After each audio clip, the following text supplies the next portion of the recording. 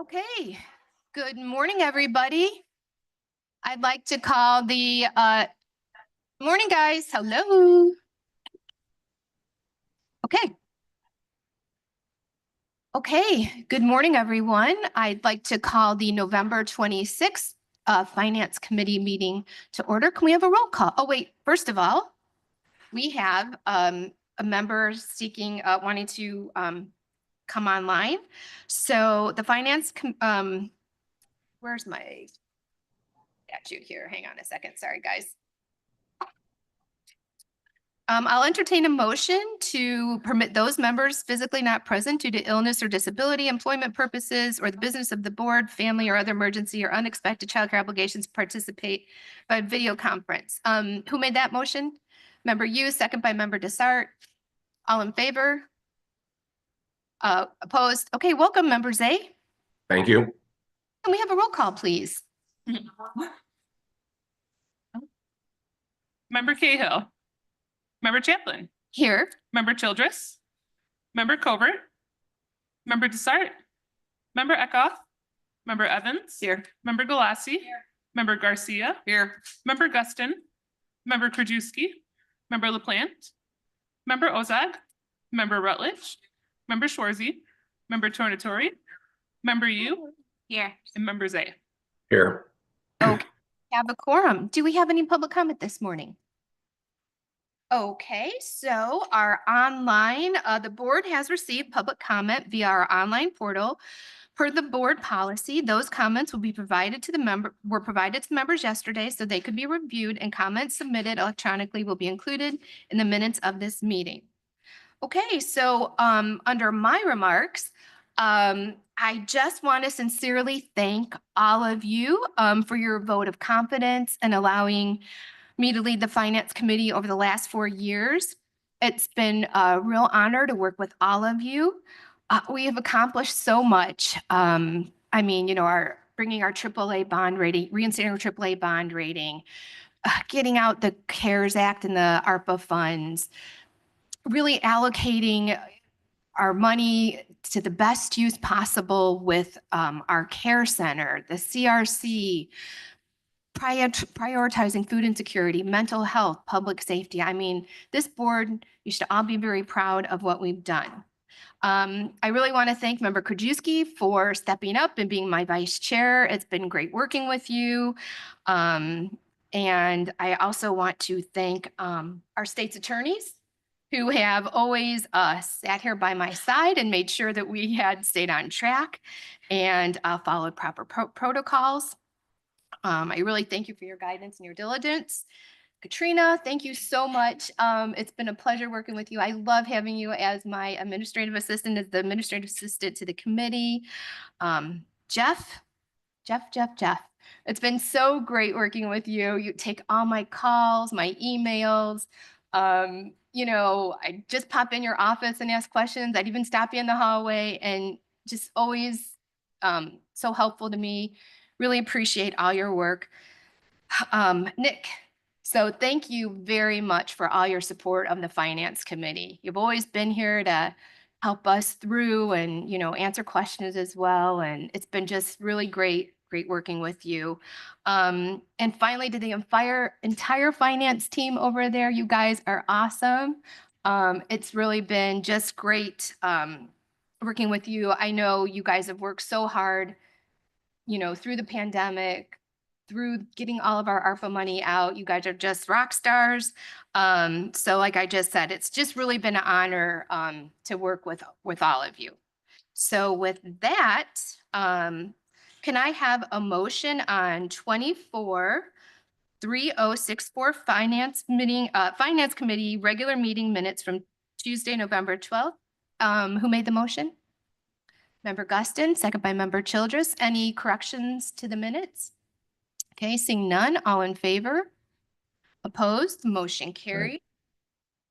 Okay, we move on to budget transfers. Can I have a motion on 24-3148, transfer of funds from other professional services to employee medical and hospital insurance in the amount of $1,000 to cover employee insurance expenses that are over the budget amount?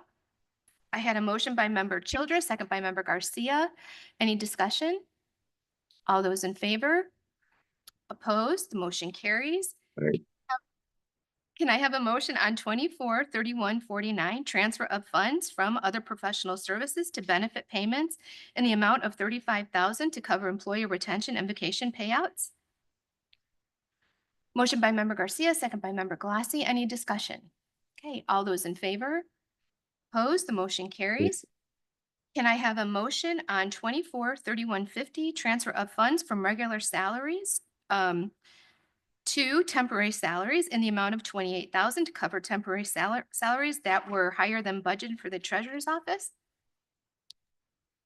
Motion by member Garcia, second by member Childress. Okay, any discussion on these? All in favor? Aye. Motion carries. Can I have a motion on 24-31-53, transfer of funds from contingencies to county infrastructure in the amount of $250,000 to cover security improvements at the clerk of the circuit courts? Motion by member Garcia. Do I have a second? Second by member Ozog. Any discussion? All those in favor? Opposed? The motion carries. Can I have a motion on 24-31-90, transfer of funds from grant services to IT equipment in the amount of $865,000 to align with the 24 ARPA budget to account for IT laptop purchases? Motion by member Garcia, second by member Galassi. Any discussion? All those in favor? Opposed? The motion carries. Can I have a motion on 24-31-46, budget transfers from various companies and accounting units? Motion by member Garcia, second by member Yu. Any discussion?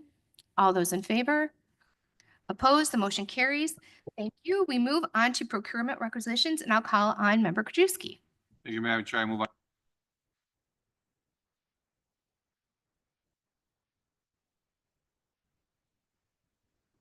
$24,800. Motion by member Krajewski, second by member Cahill. Any discussion? All those in favor? Opposed? Carries. Member Krajewski. Thank you, Madam Chair. I move on FIP 0029-24, recommendation for approval of a contract purchase order issued to Amazon Capital Services, purchase of office supplies and miscellaneous items for an amount not to exceed $851,985.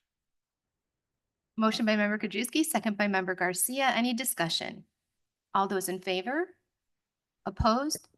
Motion carries. Member Krajewski. Thank you, Madam Chair. I move on FI-P-0030-24, recommendation for approval of a contract purchase order issued to ODP Business Solutions LLC for the purchase of office supplies in a total amount not to exceed $225,450. Motion by member Krajewski, second by member Cahill. Any discussion? All those in favor? Opposed? Motion carries. Member Krajewski. Thank you, Madam Chair. Now I move on FI-P-0028-24, recommendation approval of funding to Bond Dixon Associates PC to provide legal services as conflict counsel, special assistant state's attorneys for an amount not to exceed $150,000. Motion by member Krajewski, second by member Cahill. Any discussion? All those in favor? Opposed? The motion carries. Okay, we're going to move on to animal services and member Krajewski. Thank you, Madam Chair. I move on AS-O-0002-24, ordinance amending chapter 5, section 5-71 of the DuPage County Code of Ordinances to amend the animal and rabies control ordinance. Motion by member Krajewski, second by member Garcia. Any discussion? All those in favor? Opposed? The motion carries. Member Krajewski. Thank you, Madam Chair. I move on AS-P-0002-24 as a recommendation for approval of purchase order to Spay Illinois Pet Well Clinics to provide services for us not to exceed $31,000. Motion by member Krajewski, second by member Guston. Any discussion? All those in favor? Opposed? The motion carries. Member Krajewski. Thank you, Madam Chair. Last, I move on AS-P-0003-24, recommendation approval of contract with Mayron Inc. to provide vehicle outfit to 2 Ford Transit vans for an amount not to exceed $87,745.20. Motion by member Krajewski, second by member Guston. Any discussion? All those in favor? Opposed? The motion carries. Thank you, member Krajewski.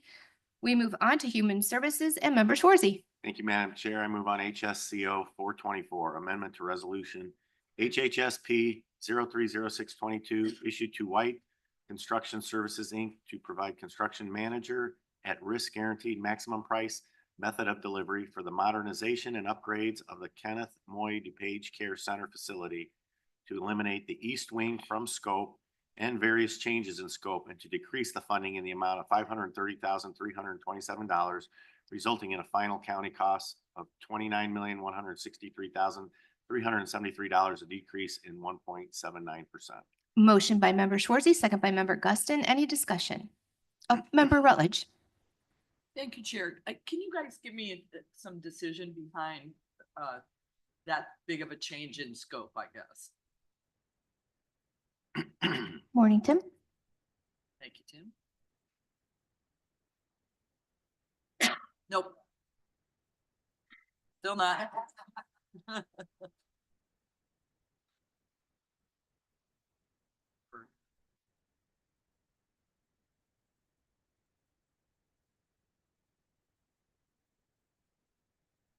Okay, all right. I'm sorry, could you repeat the question?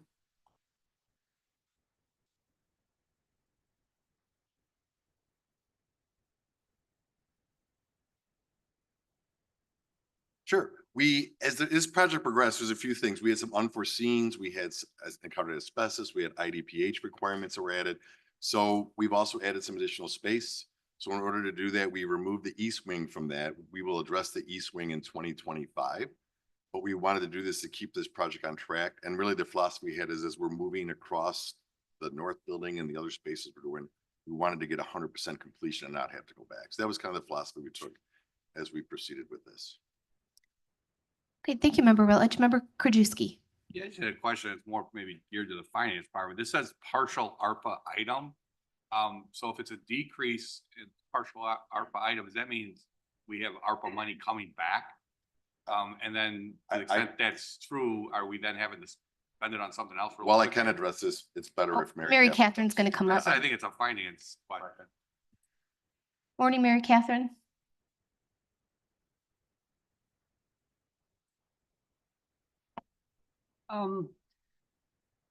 ARPA's paying for a majority of this project, but you might remember that maybe 4 or 5 months ago, I came in and we talked about how we were trying to reduce risk for ARPA to make sure that all of the spending, everything gets spent. And so what we did was we have like a fund split on the project.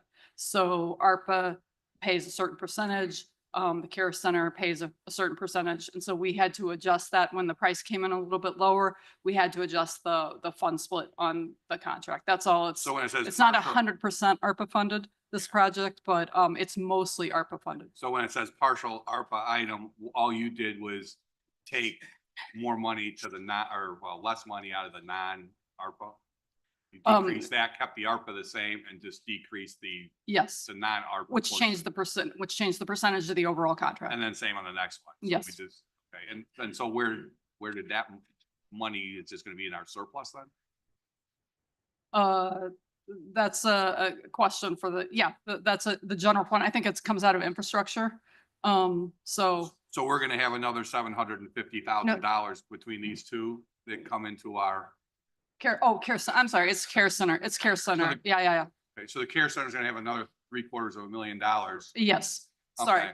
And then they're gonna use that potentially for 25, or that's when they're gonna discuss the east wing? Yeah. And so is that a budget amendment that's coming for 25? That's correct. What we will do is we will pursue it at that time. The work to do in the east wing, the proposal is that would be 100% funded out of care center reserves.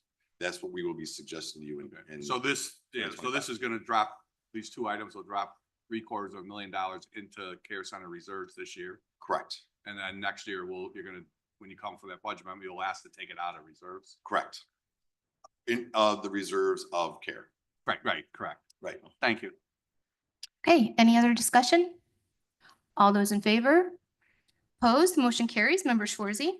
Thank you. I move on HSCO 524, amendment to resolution HHSP 030522 issued to WSP USA Designing for professional architectural and engineering design services for the modernization and upgrade of the Kenneth Moy DuPage Care Center facility to remove the east wing from the scope and decrease the funding in the amount of $269,673, resulting in a final county cost of $1,536,627, a decrease of 14.93%. Motion by member Shorzy, second by member Rutledge. Any discussion? All in favor? Aye.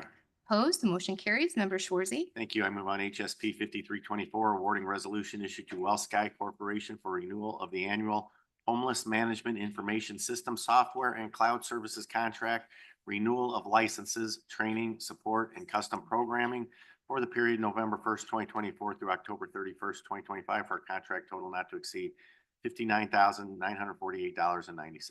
Motion by member Shorzy, second by member Yu. Any discussion? All those in favor? Aye. Opposed? The motion carries. Thank you, member Shorzy. We move on to judicial public safety and member Evans.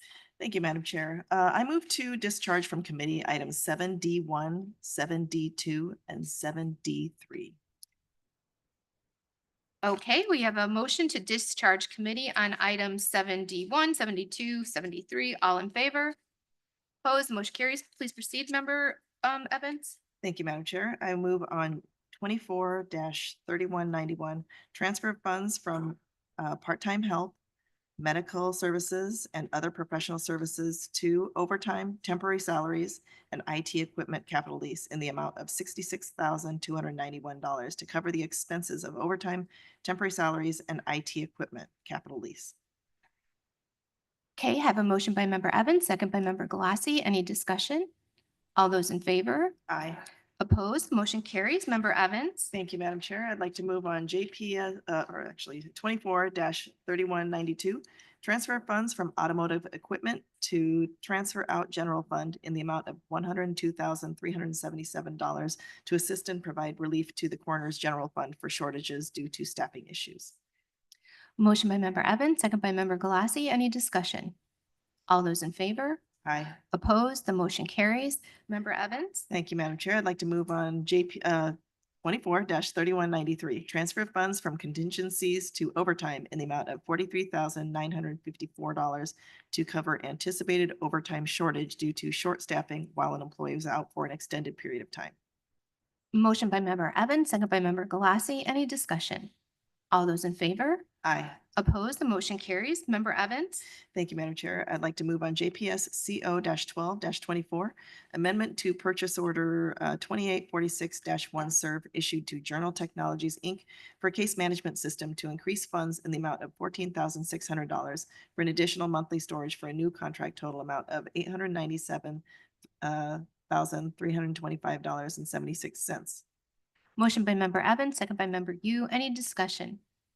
All those in favor? Aye. Opposed? Carries. Member Evans. Thank you, Madam Chair. I'd like to move on JPS-CO-13-24, recommendation for the approval of an amendment to contract purchase order 6966-1 serve issued to Conference Technologies, Inc. for additional labor costs incurred due to our request for after-hours service in the amount of $4,840 for a new contract total amount of $140,530.65. Motion by member Evans, second by member Yu. Any discussion? All those in favor? Aye. Opposed? Carries. Member Evans. Thank you, Madam Chair. I'd like to move on JPS P-36-24, recommendation for the approval of a contract purchase order to William G. Warbeck of the Law Office of William G. Warbeck to provide professional services as a conflict attorney in the Sexually Violent Person Act or Sexually Dangerous Person Act, including appeals in these matters for the period of December 1st, 2024 through November 30th, 2025 for contract total amount not to exceed $48,000. Motion by member Evans, second by member Garcia. Any discussion? All those in favor? Aye. Opposed? Carries. Member Evans. Thank you. I move on JPSP-37-24, recommendation for the approval of a contract purchase order to William G. Warbeck of the Law Office of William G. Warbeck to provide professional services as a child protection GAL attorney assigned to juvenile cases representing abused, neglected, dependent, or delinquent minors or family members where the DuPage County Public Defender may not represent a party, including appeals in these matters for the period of December 1st, 2024 through November 30th, 2025 for a contract total amount not to exceed $42,000. And a motion by member Evans and a second by member Cahill. Okay, any discussion? All those in favor? Aye.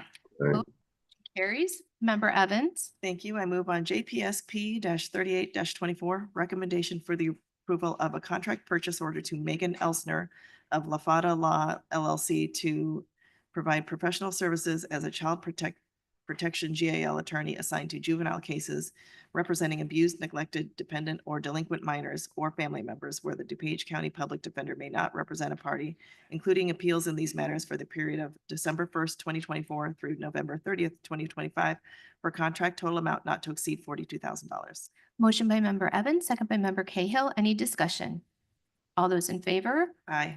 Opposed? The motion carries. Member Evans. Thank you. I move on JPSP 39 24.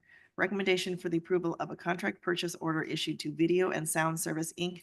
for maintenance and repair of security systems, repair and replace cameras, iStars, DVRs, and access control systems around the county campus for the period of December 1st, 2024 through November 30th, 2026 for contract total amount not to exceed $301,582. Motion by member Evans, second by member Yu. All in favor? Aye. Opposed? The motion carries. Member Evans. Thank you. I move on JPSP 40 24, recommendation for the approval of a contract purchase order to Concisus Corporation for professional software services for the period of December 1st, 2024 through November 30th, 2026 for a total contract amount not to exceed $4,400,000. Motion by member Evans, second by member Yu. Any discussion? All in favor? Aye. Opposed? The motion carries. Member Evans.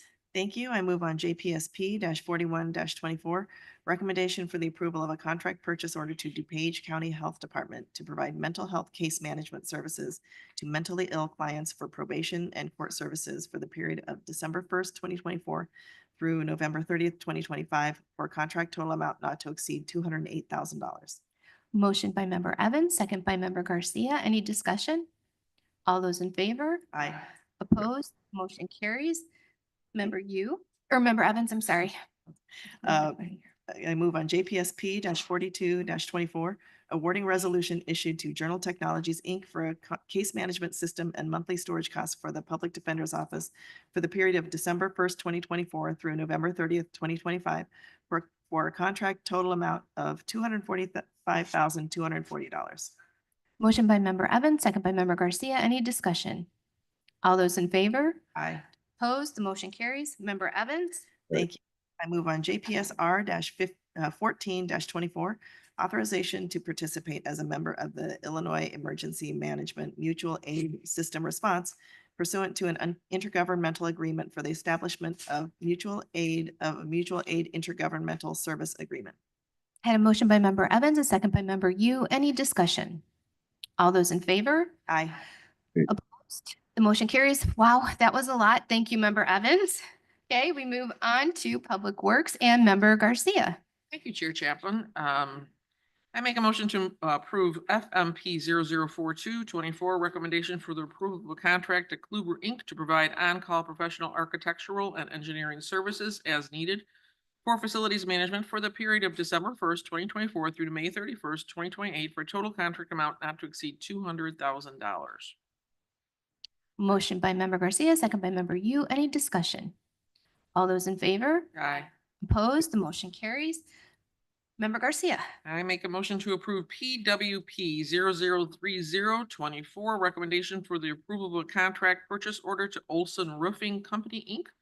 for preparing, removing, and replacing the roof of the Marion Brook Administration Building for the period of November 26, 2024 to June 30th, 2025 for a total contract amount not to exceed $189,755. Motion by member Garcia, second by member Yu. Any discussion? All those in favor? Opposed? The motion carries. Thank you, member Garcia. Okay, we're moving on to technology and I'll call on member Yu. Thank you, Chair. I move on TEP 22-24, recommendation for the approval of a contract purchase order to Carasoft Technology Corporation to provide e-server support, diagnostic resolve software licensing for IT for the period of December 1, 2024 through November 30, 2025, for a contract total of $81,766.44.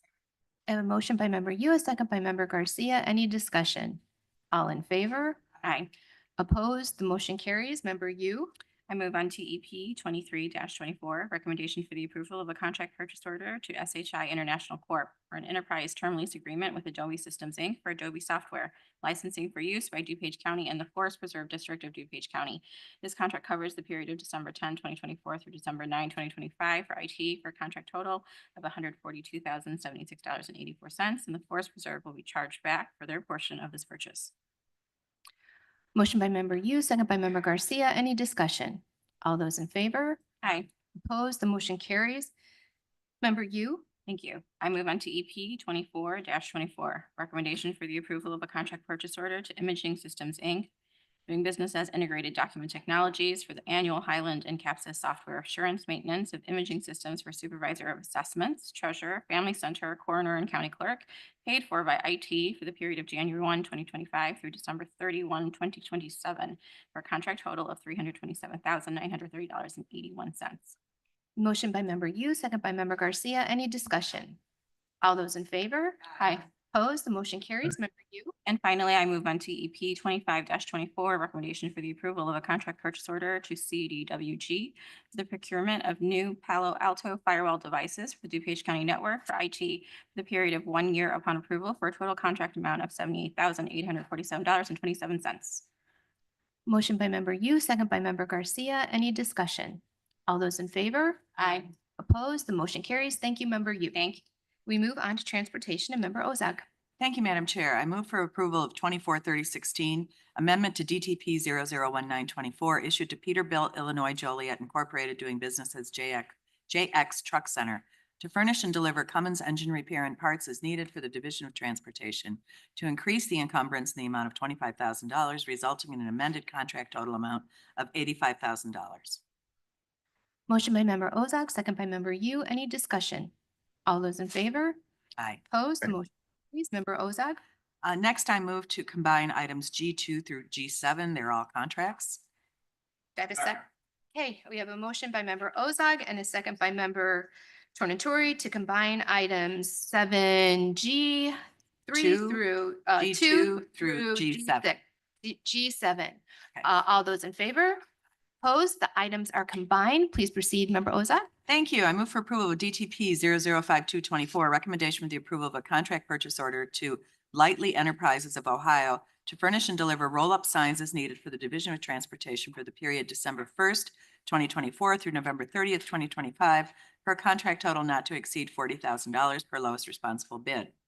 Move for approval of DTP 005324, recommendation for the approval of a contract to Mandel Metals Incorporated, doing business as U.S. Standard Sign Company, to furnish and deliver aluminum sign blanks as needed for the Division of Transportation for the period December 1st, 2024 through November 30th, 2025, for a contract total not to exceed $49,667.88 per lowest responsible bid, first of 3 renewals.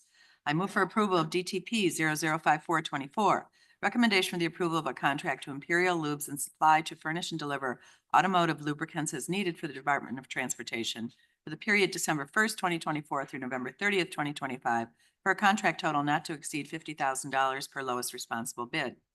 I move for approval of DTP 005524, recommendation for the approval of a contract purchase order to Lightly Enterprises of Ohio to furnish and deliver sign faces as needed for the Division of Transportation for the period December 1st, 2024 through November 30th, 2025, for a contract total not to exceed $65,107.67 per lowest responsible bid, first of 3 renewals. I move for approval of DTP 005624, recommendation for the approval of a contract purchase order to MD Solutions to furnish and deliver signpost as needed for the Division of Transportation for the period December 1st, 2024 through November 30th, 2025, for a contract total not to exceed $75,461.20 per lowest responsible bid, first of 3 renewals. And finally, I move for approval of DTP 005724, recommendation for the approval of a contract purchase order to Lightly Enterprises of Ohio to furnish and deliver reflective sheeting rolled goods as needed for the Division of Transportation for the period December 1st, 2024 through November 30th, 2025, for a contract total not to exceed $90,000 per lowest responsible bid, first of three renewals. Thank you. Thank you. I have a motion by member Ozag, a second by member Garcia. Any discussion on any of these? Okay, all those in favor? Aye. Opposed? The motion carries. Thank you, member Ozag. Thank you. Okay, we move on to finance resolutions and member Krajewski. Madam Chair, I move to combine items 8A through C. They're all acceptance and appropriation resolutions. Okay, I have a motion by member Krajewski and a second by member Guston to combine items 8A through C. All in favor?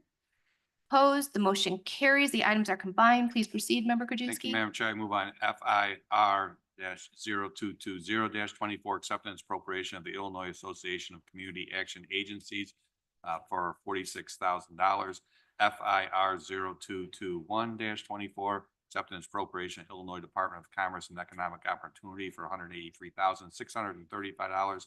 And last, FIR-0224-24, acceptance appropriation, the Community Project Funding Environmental Review Records for $19,000.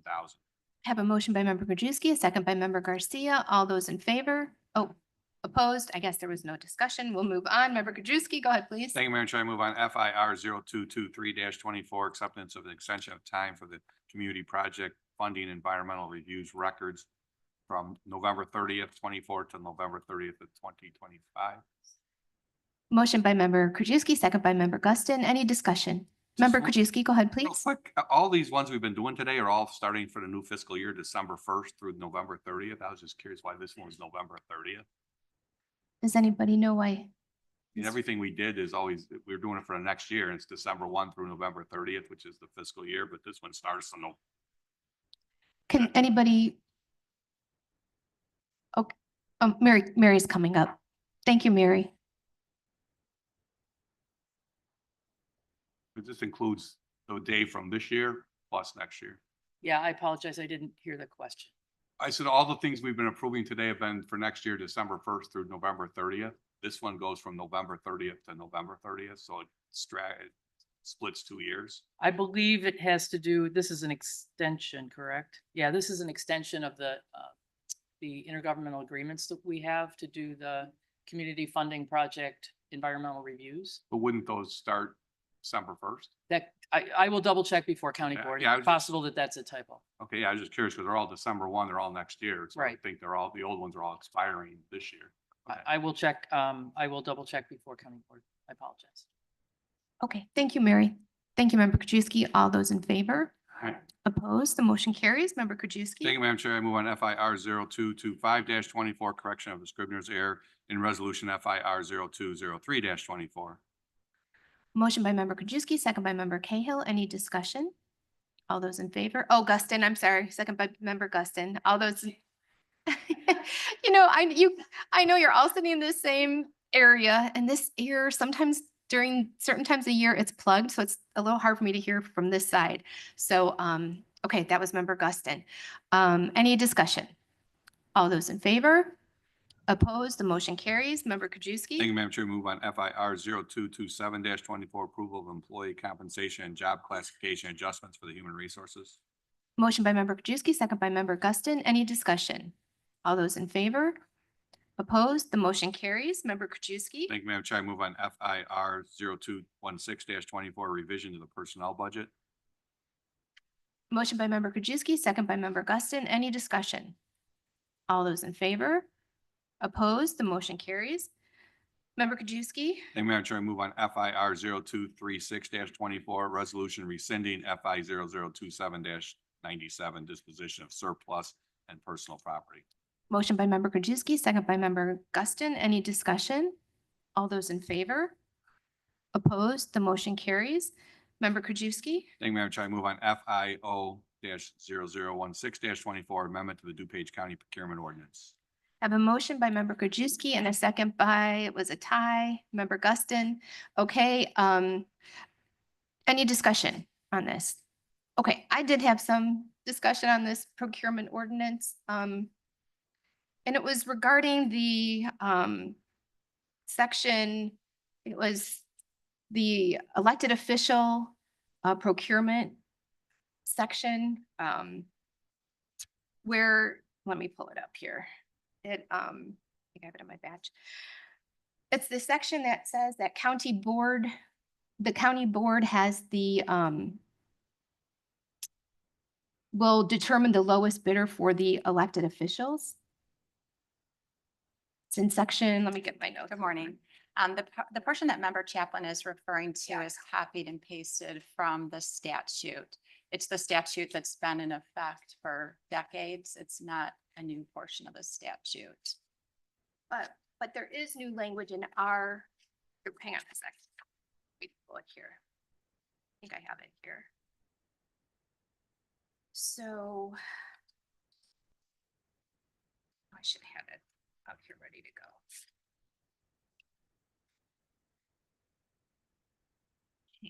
Get here, just sorry, bear with me, guys, I'm sorry. Right, I guess I'm gonna have to pull it up here. All right. So could you just explain, because there was a change in that first sentence that changed it from, I think, county board and included the elected officials in there. Let me see. I'm sorry. That 30. The change to the statute. Yeah, no, the change to our policy. Yeah. So we did add previously, the statute was the same. We got a lot of questions on this regularly. We would answer them. We would direct board members or staff to the statute, to case law. It wasn't specifically in the procurement code. And over the years, we heard from board members that the procurement code was not clear on this, that they would like more direction in the procurement code itself. Sometimes board members felt that they could vote down an elected official's item because they did not think it was necessary for the office. That is not a decision that the board has on most purchases for an elected official. So we wanted to put that in here and make that really clear that the board's power is limited. This was always in law, but the questions came up a lot. So a number of the changes to the procurement code came from questions we got over and over again. We wanted to make things clearer. Okay, thank you. So just for clarification, I'm getting to this section here. Okay, so just to be clear, it says the competitive bid section of the county code authorizes the county board to determine the lowest responsible bid for user departments and elected officials when the total amount of the contract for services, materials, or equipment supplies is over $30,000 and procurement does not qualify as a professional service. So that was the sentence that changed at the top. Correct. I'm looking at 2-376. We did add in the entire elected officials section, just to clarify. Previously, there was some reference at the beginning of the procurement code to this. There was a definition of elected officials, which was not changed. And in the application, there was a reference, but we did add this section to copy and paste. And I did make sure to cite the statute when it was put in there, so you could go to the statute and find that wording. Okay, thank you, Barb. So, and I did see this limited authority here. The county board cannot approve the necessity of the purchase since the elected official can determine what is necessary for their office as long as it's within their budget. So for example, if the sheriff was buying tasers and we would look at the bid, or we could, and let's say the board disagreed with it, the board can't say you have to go get another taser provider, can we? Or The elected official has to decide what's appropriate for their office. And Okay. we all assume that each elected official has some specialized knowledge in that area and they know what's best for their Okay. office. Okay, So the sheriff would decide what is appropriate, what's the standard in the community, what's, the safety of every aspect of that. Let's say the sheriff, though, took the third lowest bid. He Mhm. didn't go with the lowest bid because remember, when you guys see things in the packet, there's already a recommendation from the department or the elected officials. So it would come to you with that recommendation. And you generally go by what they're asking for because you know they put the time into it. I think the EOs and departments generally give a lot of background information, so you have all that in your packet. The sheriff, if he didn't go with the top, or I should say the lowest bidder, he would give you documentation on why that wasn't the right choice. Okay.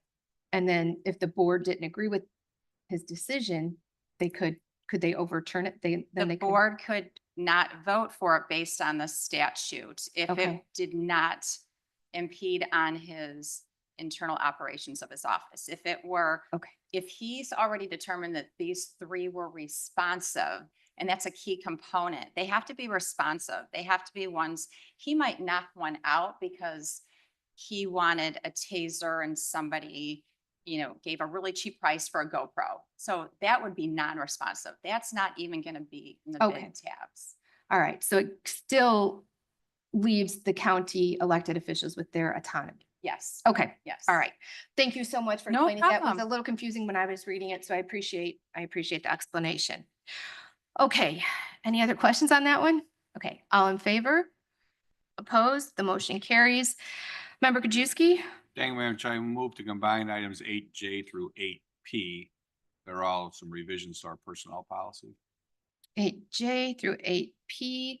I have a motion by member Krajewski and a second by member Guston to combine items 8J through 8P. All those in favor? Opposed? The items are combined. Please proceed, member Krajewski. Thank you, Madam Chair. I move on FIR 0228-24, revision of personnel policy manual, certification of employment, FIR 0229-24, revision of the personnel policy manual, recruitment procedures, FIR 0230-24, revision of personnel policy manual, employment application, FIR 0231-24, revision of personnel policy manual, pre-employment testing, FIR 0232-24, revision of personnel policy manual, funeral time, FIR 0233-24, revision of personnel policy manual, victims, economic security and safety leave, and FIR 0234-24, revision of personnel policy manual for the family leave. Okay, I have a motion by member Krajewski, a second by member Garcia. Any discussion on any of these items? All in favor? Aye. Opposed? The motion carries. Member Krajewski? Thank you, Madam Chair. I move on FIR 0213-24, revision of personnel policy manual, family medical leave. Motion by member Krajewski, second by member Cahill, or member Guston, sorry. Any discussion? All those in favor? Opposed?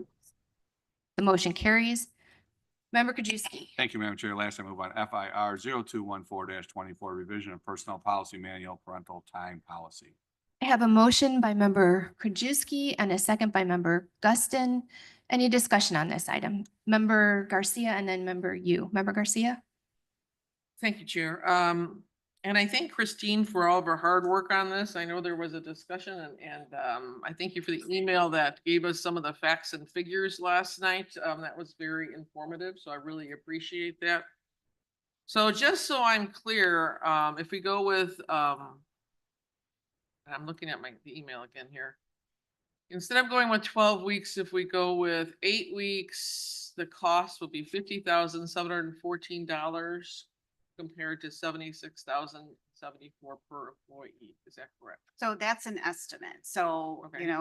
it's kind of hard to quantitate this one because what we did, within county board departments, we maintained the leave. So we looked at a 3-year look back of how many people applied for maternity leave and paternity leave. And then we took those folks and their salaries, and then we estimated what that cost would be for the 8 weeks versus the 12. So it gave us just some kind of idea of what that could have looked like in the past. Okay. Yes. And what is the total of employees total that this would cover again? So full-time budgeted headcount for county board, I want to say it's probably about, well, for county board department, it'd be Right. about 1,200 employees. It's obviously a lot bigger if the electeds adopted this as well. Right, but they can choose their own if they change it or adopt this, correct? Yes. Yes, okay. Mhm. Okay.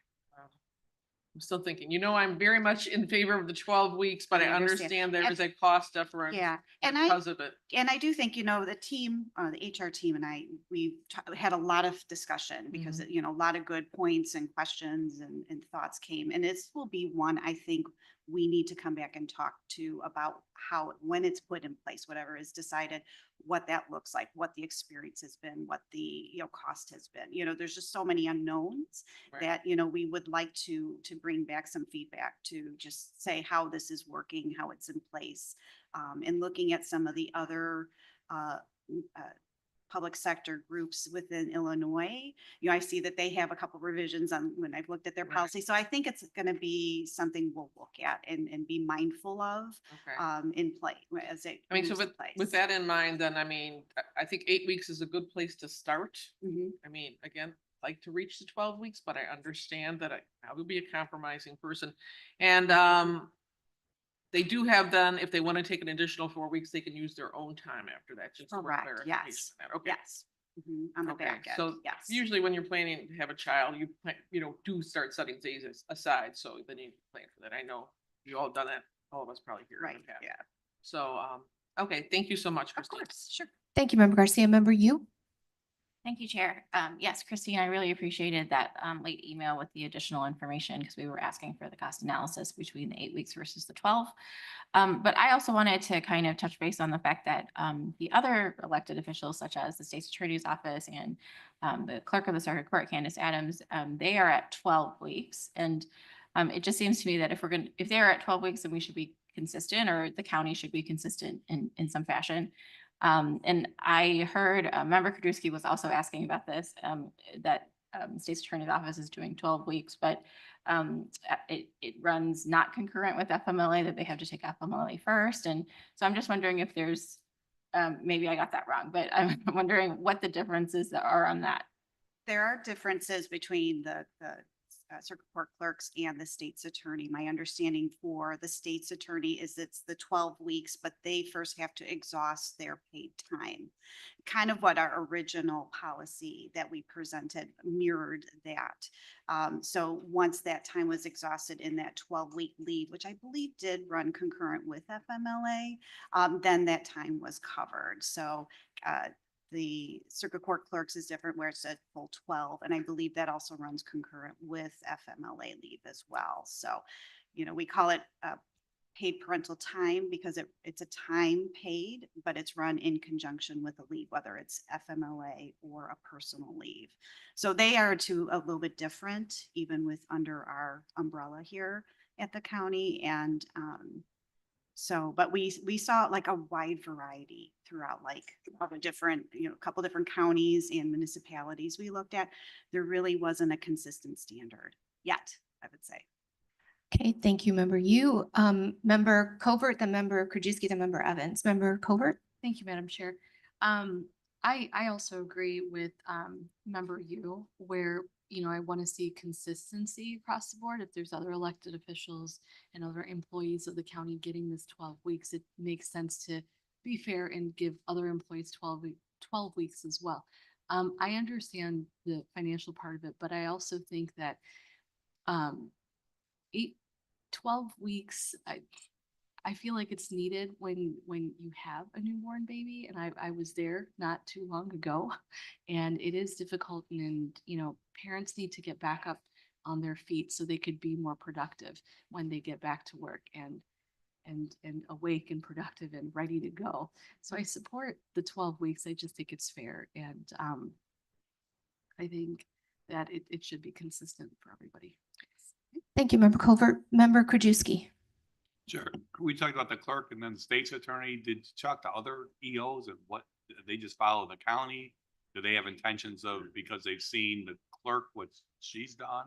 So far, changing their it's- policies? Yeah, well, so far, those are the only two policies I know within the county that have a parental time pay. So But you say is that because you heard about them? You haven't reached out to all the other ones to find out if they have? I have something? not talked to other I mean, I think, elected officials, a lot of nor have I seen a policy for it. I mean, I think one, we'd like to try to have everything kind of the same throughout the campus, whatever, if it's 12 weeks or 8 weeks or 10 weeks.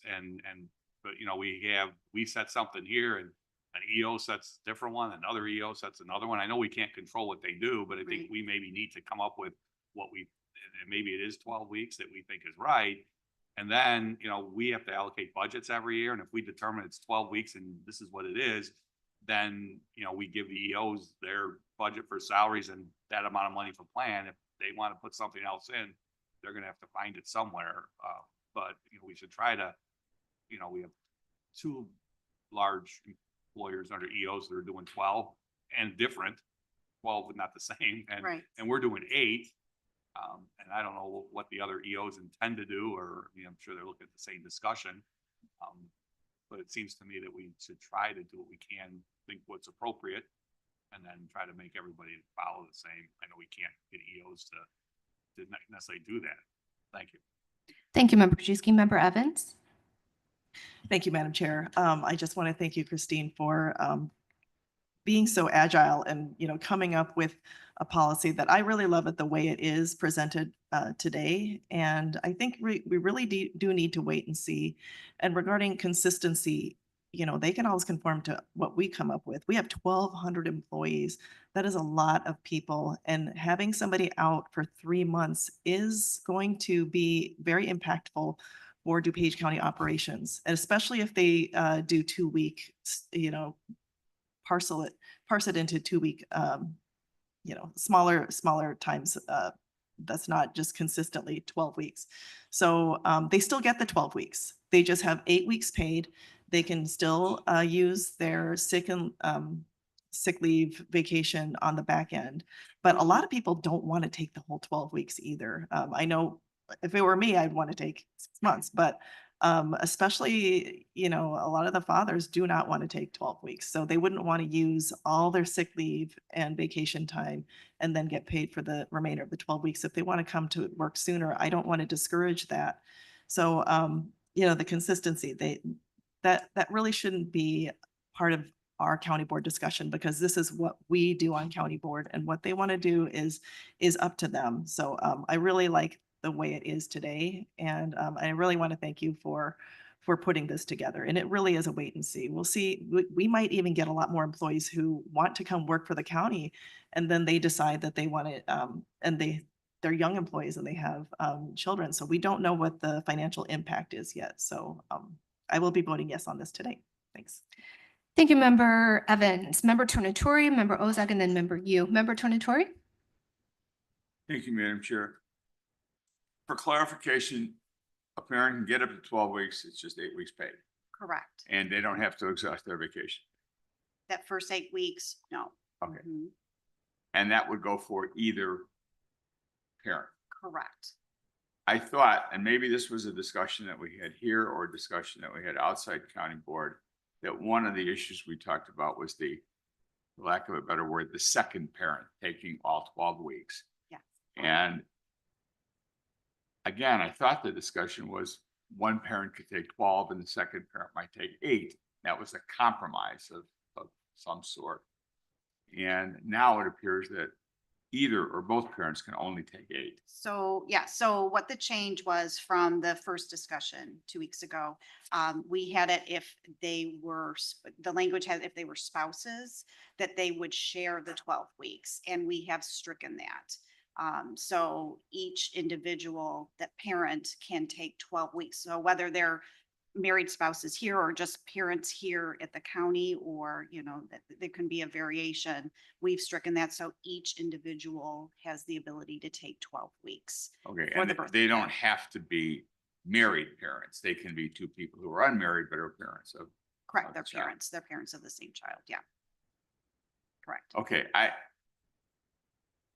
I'd like to see consistency. I appreciate what you did. Mhm.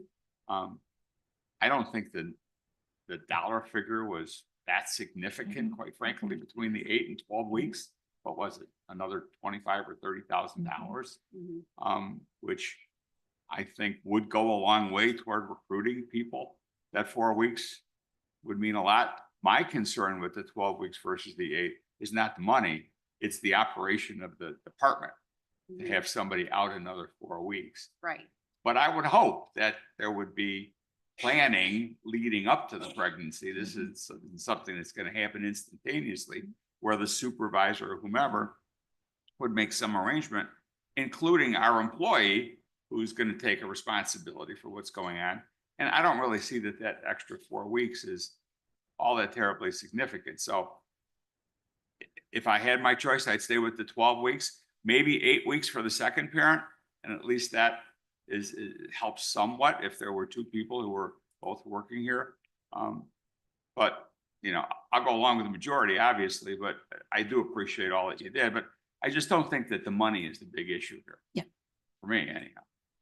Thank you, Member Shorty. And I'm going to call on Member Ozak in just a minute, but I'd like to make some comments. So thank you, Chris, for the work that you did on this. I appreciate that you took some of our comments about, extending it out 6 months and allowing both parents to take the leave.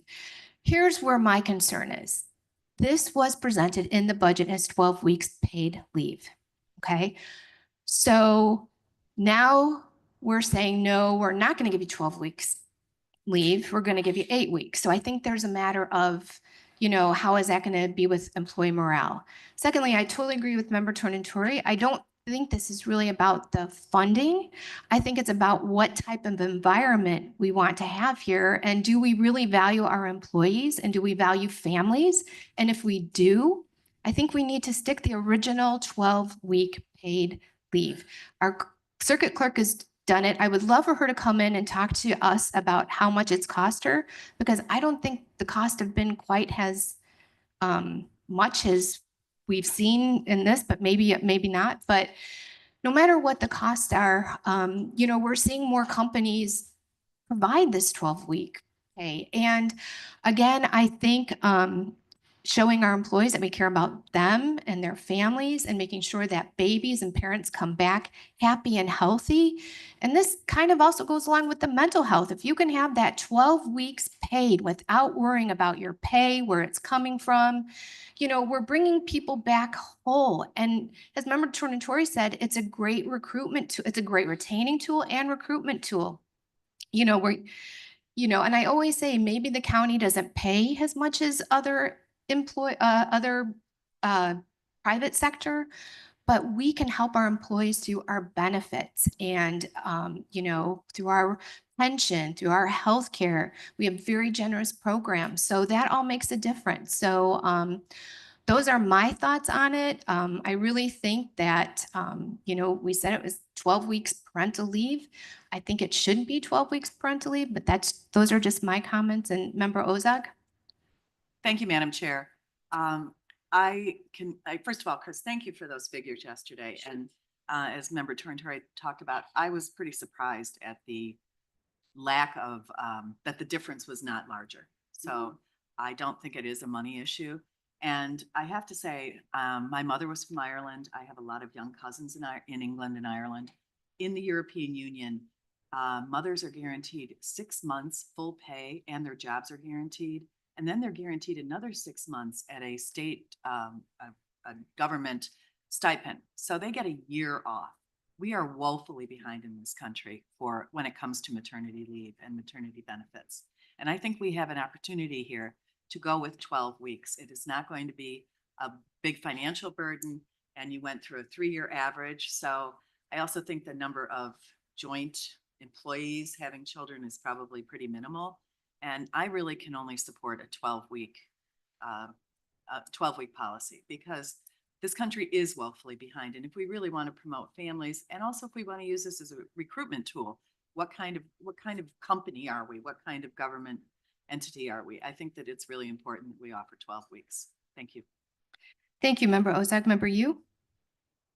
Oh, thank you, Madam Chair. Actually, a lot of things, the points that I was going to make has already been made by Members Ozog, you Chair, as well as Member Tornatori. I was just going to state that for new parents, new mothers in particular, who've had to undergo pretty traumatic labor and delivery, maybe a C-section, that kind of thing, it really does take quite a long time to heal from an operation or something like that. And to have peace of mind with regard to having the 12 weeks off and to have it paid, I think makes a huge difference in an employee's peace of mind and well-being and all of that. And I do think it's really, really important to recognize that we are really going to say that, you know, we really do care about families and this is a priority for our employees, then we should deliver that. We should provide that to them. So I don't know if we can make a motion to modify, amend it to say, instead of 8 weeks, we move to 12. Yes, we can make a motion. Do we have any other questions? Oh, Member Rutledge and Member Desart. Member Rutledge? Thank you, Chair Chaplin. I'm kind of thinking of this from, and I did a quick Google search. I'm not sure I have facts to back this up, but it looks like 25% of pregnancies don't go to full term. And if that baby is premature, literally they have to gestationally, that baby still is going through all of the Development, yes. that they have to wait till their due date before they're fully developed. So if that person has a, you know, a infant that Hospitalization. is 2 months premature, they're going to need that 12 weeks. So I'll be supporting the 12 weeks. Thank you, Member Rutledge. Member Desart? Thank you, Madam Chair. I just, I'll keep my comments short because it's been verbalized by my colleagues, you and Covert and several others. But I too want happy employees, and I believe 12 weeks is the way to go. I will say that I heard one comment saying if both parents work here at the county, one parent would get 12 and one parent would get 8. And I'm totally against that. I think that might cause some legal issues. So I do believe that both parents should get 12. And I'm happy to make a motion that we amend this item to say 12 weeks instead of 8. Second. Thank you. Yes. I just want, Go ahead. Go ahead, Lisa. if I could, there's been a lot of discussion about consistency and between the board and elected officials. And I know the state's attorney wants to be consistent with whatever policy you adopt, and I'm sure he would consider whatever policy you adopt. I just wanted to say that regarding Great. consistency. Well, thank you. Great. Leading the way. Yes, leading the way. So, Member, could you, yes, oh. what, member, Yeah. okay, okay, we have a 12-week policy written. Great. That was quick. Thank you. Can we take a quick look at it? Oh, based on the feedback we received, we also prepared a 12-week yeah. I policy should have had in Am I- case the directions went in this direction. So we felt that that was, you know, though we pushed out the 8-week, we also have this 12-week here. Thank you. Thank you, Chris. Many, many thanks. Yes, Member Krajewski. Yeah, thank you. And again, I support the 12 weeks, but did you do, I know you said it was all over the gamut when you talked to other counties and villages, but employers, 4,000, you know, employers in the private sector, do you know what average, what they do? They're probably more consistent So, yeah. on large employers, not. I've seen a couple, I've seen so many variations. I mean, that's the consistent thing is there's no consistency. Yeah. I've seen some that are maternity leave, some are paternity leave. I've seen that in a private sector. I would I've think seen it most combined. private- I've seen them separate. I Okay. mean, it's really been kind of like, you know, trying to herd that in has been kind of to Oh. give some substance to Okay, this. I would think there's a trend in large companies and they wouldn't be all over the board. That's what I haven't researched Yeah. it, but I would think that's it. But that's who we're competing against. You know, we're competing against the private sector with trying to get good people here. Mhm. You know, we've heard it from our state's attorney, the law firms are offering a lot more money. We've had increased wages, but you know, we have to do, we can't necessarily pay what the private sector is Yeah. paying for salaries and we're losing Mhm. potentially good people. So as Member Chapman pointed out, you know, we have pension, we have good health insurance. This is another one that can help us in the competition and getting good people here versus going to the private sector Thank you. where they may get a little more salary, but at Mhm. least we have better benefits. here. Yeah, we do. Yeah, I do think we have a rich benefit packet and, you know, like comparing to Lake County, who has us, they pay 6 weeks. You know, they run it concurrent with FMLA in the first 6 weeks. But I'm not worried about Lake County. I'm worried about big corporation here compete in with them, DuPage though. County that one of our employers or Yeah. employees would be able to go there versus coming to us. They're not going to drive from southern Naperville all the way out to Lake County. Thank you, Member Krajewski. I have Member Zay and then Member Guston. Member Zay? Good morning. Thank you. I've heard a lot of people, I am in the private sector. My wife is in the private sector. And AT&T, who she works for and does HR for, 6 weeks leave, 8 weeks if it's a C-section. So I just hear a lot of board members saying, what's going on in the private sector, which a lot of our board members aren't. My other question is, didn't we, if the last revisions say they had to take their vacation and sick leave first, we've changed that? Correct. Yes. So prior to this, we were telling everyone they had to take their sick leave and vacation first. Now we've changed that to make it 8 weeks, and then they can use their vacation after the fact if they needed that. Now, in this 12-week one, I'm not there. Is that the same now, that they still have to, they can take the 12 weeks and then still keep their vacation and sick leave? Yes. Correct. Yes. It would be a paid 12 weeks by the county. 12 weeks, and then they could keep all of their vacation. So literally, if somebody was there, they could be gone 16 weeks if they have an additional 4 weeks sick leave and vacation. Correct. Okay. Well, I mean, that just goes to the fairness of the other employees that, if somebody gets sick for something that's having a child and gets sick, breaks a leg outside of work or something else, they have to use their sick leave before that. It just, we always have to think of the mom and the dad, but we also have to think of the other 1,200 employees that are there that may not be in that, or won't be having children, or have had their children already. So again, we have to look at, as an employer, which I know a lot of you aren't, as an employer, you have to look big picture down the line and what's fair for everybody, and just not those people. We obviously want to be, promote families and all that. But again, if we do 12 weeks, you're not giving them 12 weeks. You're giving them more than 12 weeks because they can use their sick time and their vacation time on top of that, which we had changed before. So I think the 8 weeks was more than fair. And if they needed to use their vacation and all that, then that would happen down the line. Thank you. Thank you, Member Zay. Thank you for your comments. Member Guston. Thank you, Madam Chair.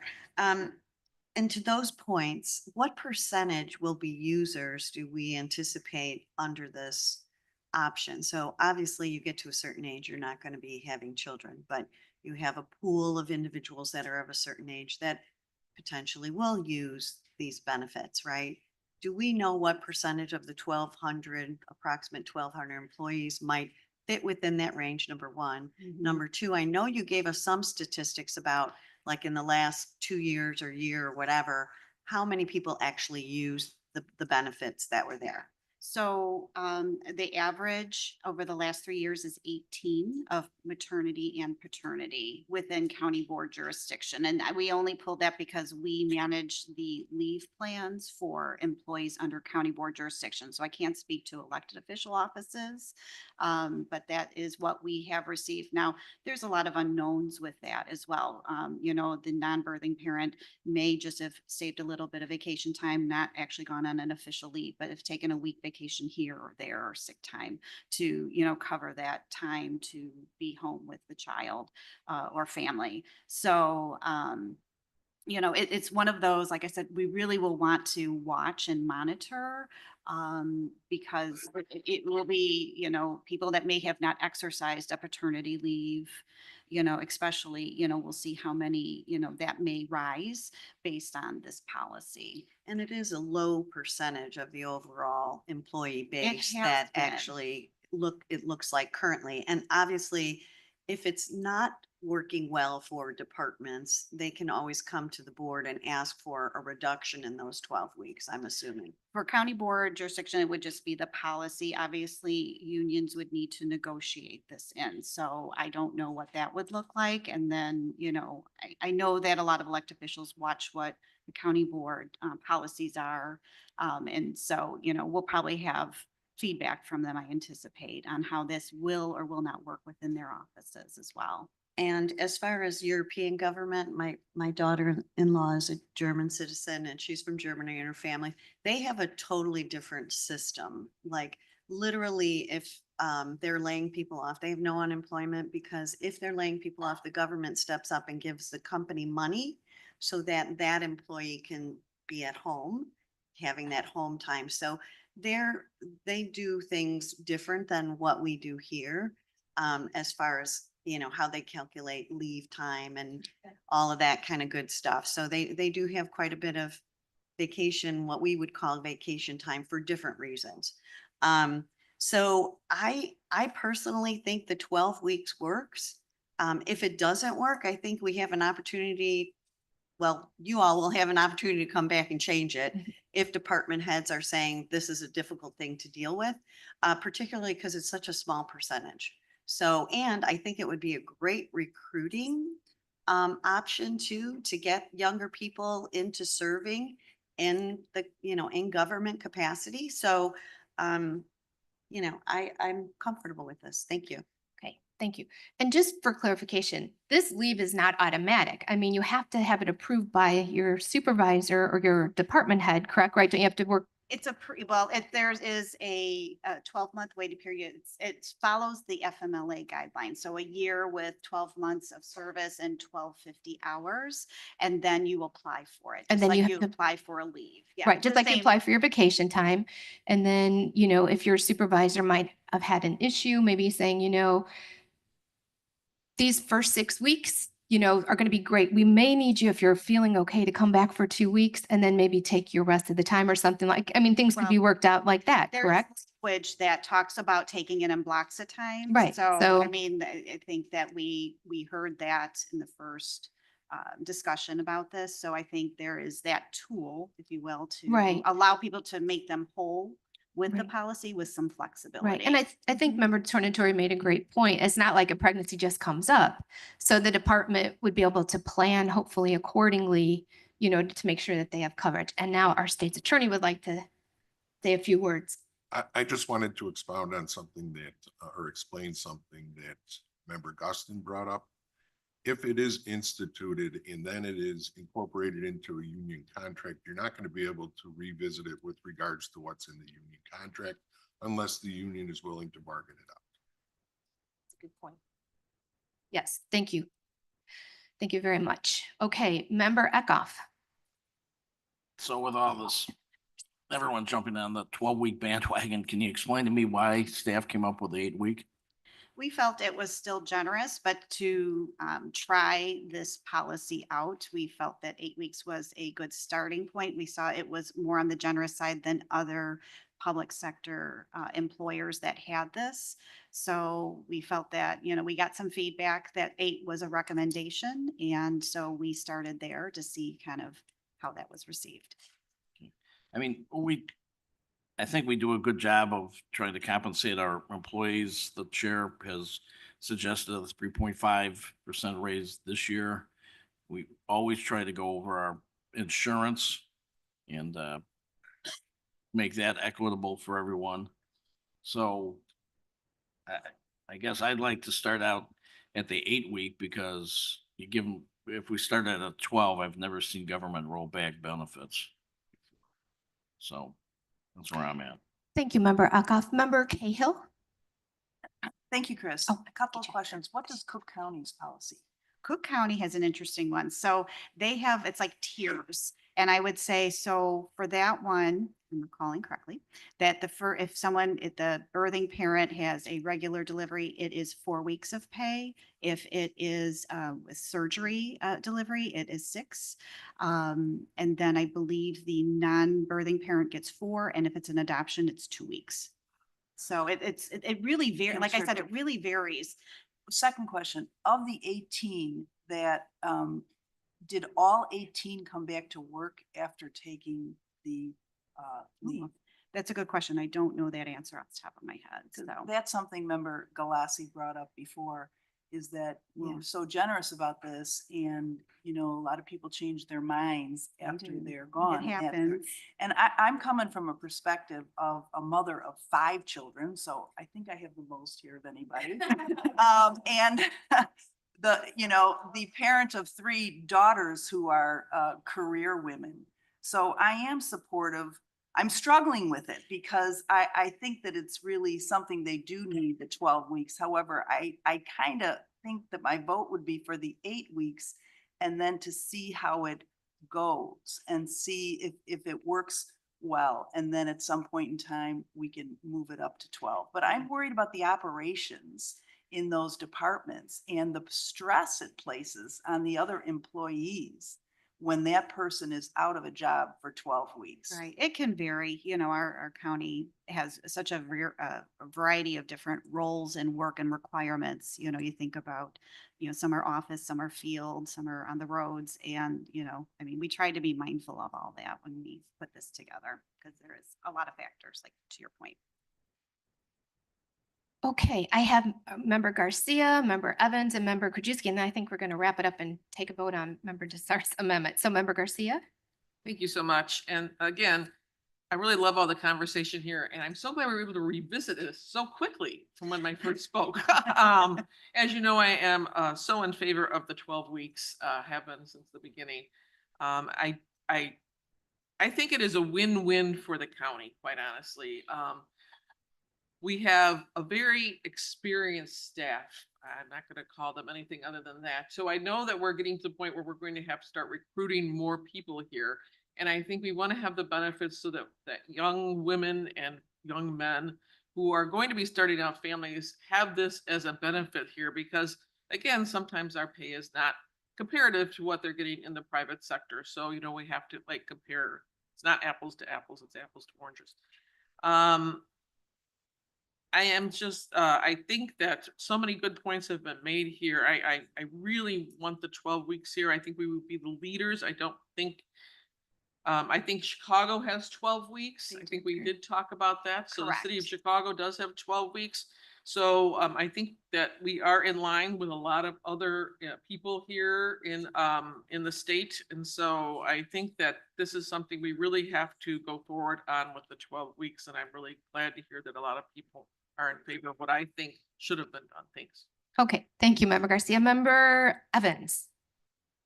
Thank you, Madam Chair. I would love 12 weeks, but I really think that we need to take a measured approach to this. I think everyone who has been hired up to this point did not come with a parent leave policy. So they're going to be much better off regardless of how we vote today, like as long as we pass it. And, you know, we need to be mindful of operations, of how many more employees take advantage of this. So I'd like to have another year's worth of numbers before we go to 12 weeks. And I like to be able to go up versus down. I would hate to take it away. I would hate to vote for 12 weeks. And then if we're in financial trouble and this looks like the only thing we could take away, to take away an extra 4 weeks, Chicago is in financial trouble. So, you know, it's great that they give this, but do they have the money to pay for their employees? I want to make sure that we are still financially healthy if we do this, and taking a measured approach is probably, at least that's what I would recommend. And plus, and you know, I used to sit there, so I'm not coming at it from a, you know, I don't like employees. I was an employee, so I think this is still a very fair policy. Do we have to hire temp employees sometimes to cover these leaves? It's possible, yes. Okay, so it could also have the effect of, if it disrupts operations significantly, we will have to have an added expense of hiring temporary employees, which costs more than regular employees. So there's a lot of, there are so many unknowns in this, and the estimates are just estimates. It would be nice to come back and revisit this after a year's worth of data. We agree. Thank you. Thank you, Member Evans. And again, I just think it's a matter of, you know, prioritizing in your budget going forward. You know, do you want to prioritize something like this, or do you want to prioritize something else? So I think, you know, how do you want, well, what are the board's priorities? I'm not going to be here, so that's going to be on all of you, but, you know, just something to consider. Member Krajewski. Yeah, thank you. I've heard a lot of operations, and I'm sure over the last 4 or 5 years, we've had a number of employees out for a long time for workman's comp. I'm sure we've had people take family leave for extended periods of time. And so I think data is there. And I guess the question is, did we have disruptions in operations when we lost 15 employees last year to work comp for 12 months? That would be the same as if we lost 12 to parental leave. Has operations been disrupted for the work comp? Has operations been disrupted for people with long-term family leave? And again, those we didn't have planning for because Mhm. somebody doesn't know when they're gonna get hurt on a work comp versus they have a pregnancy they know about. So I would think if we haven't had disruptions on those over the last many years, there's not gonna be disruptions in operation. So I think data is there. I'm not sure if we've analyzed it, but I think we've had a number of people who were out on work comp, family leave, and were operations disrupted. Maybe, maybe not, I don't know, but the data's there. This is just another form of somebody who was out for 12 weeks for work comp, they're out 12 weeks for maternity. It's the same thing. Thank you, Member Krajewski. Member Ozog. Thank you, Madam Chair. I had my first child 37 years ago. I don't even know what their policy was, if there even was a policy at that time. I'd like to think that we've come a little bit further. Right before I got on this board in 2018, there were 4 women and 14 men. We now have 12 women and 6 men. And I just have to say that this is not just a family issue, but it's also a woman's issue, in my opinion. And going through childbirth, especially going through a cesarean section, of which I had 4, is very difficult. And it's considered one of the top 3 or 4 life changes to have a child, whether it's your first or your 4th. And I think that we can do this. And what you're telling me from these figures that you gave us yesterday is that the financial impact would be really basically pretty minimal. It's hard to predict, but I think that we could, everybody's made good points about either temporary workers or people pitching in as they would for illness or a leave. I just don't think it's going to make that big of an impact. And when you showed us these figures yesterday, I was really surprised at the minimal difference between the 4 and the 8 and the 12. And I really think that we should go ahead and go with 12 weeks. Thank you. Thank you, Member Ozog. Okay, we are closing discussion, and now we are voting on the amendment that Member Desart made, and we had a second on that, second by Member Yu. Or the amendment is to provide a 12-week, 12 weeks of leave for the parental leave, 12 paid weeks. 12 paid. Yes, did you get a copy of the? No. Yeah. Yes, we have the policy here. So do we want to take a roll call on this? Okay, can we have a roll call, please?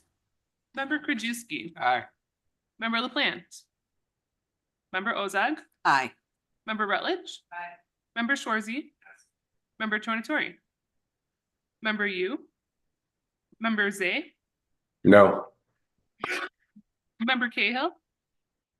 Member Chaplin. Aye. Member Childress. Member Covert. Member Desart. Member Eckhoff. Member Evans. Member Galassi. Member Garcia.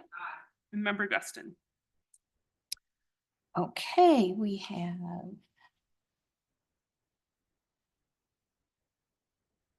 okay, 15 voting aye, 3 voting no. The motion carries.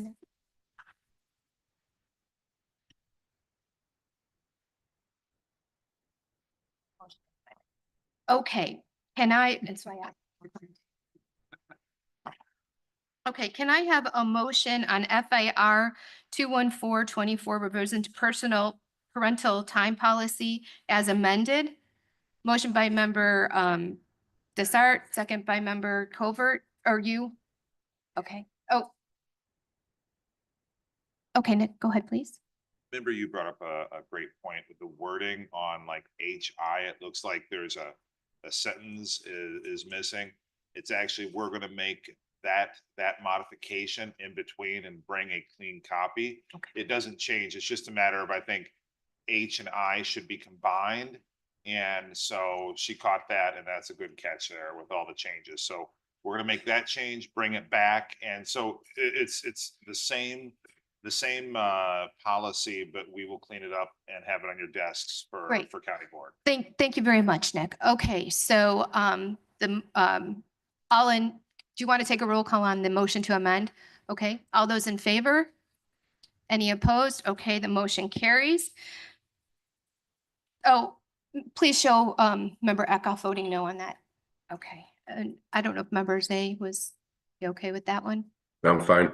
Okay, thank you, Member Zay. Lucy, you're Okay, we move on to informational. Member Krajewski? Thank you, Madam Chair. I move to receive and place on file informational items: A, payment of claims, B, wire transfers, C, county board ordinances, and D, grant proposal notifications. Okay, I have a motion to receive and place on file items A, B, C, and D. All those in favor? Opposed? The motion carries. Okay, we move on to our discussion. We have our safe harbor funding, a discussion. And I'm not sure who is going to do that. Oh, Jason. Good morning, Jason. Good morning, Madam Chair. Hello, everybody. Today I wanted to, there's a backup memo in the packet that briefly explains it, but I'll reiterate it. Last year, Safe Harbor came to you all and asked for $40,750 to cover the remainder of their operations for FY24. At that time, they indicated that they would be making another request for the following year. That request has come in for the $106,000. I have attached their formal request as well as the statistics of what their organization has done this year. I am looking for directions so I know what to do for you guys. Okay, thank you, Jason. Member Cahill? Thank you, Jason. I looked at the memo and I see that it's a greater than 100% increase, of course, for a wonderful cause.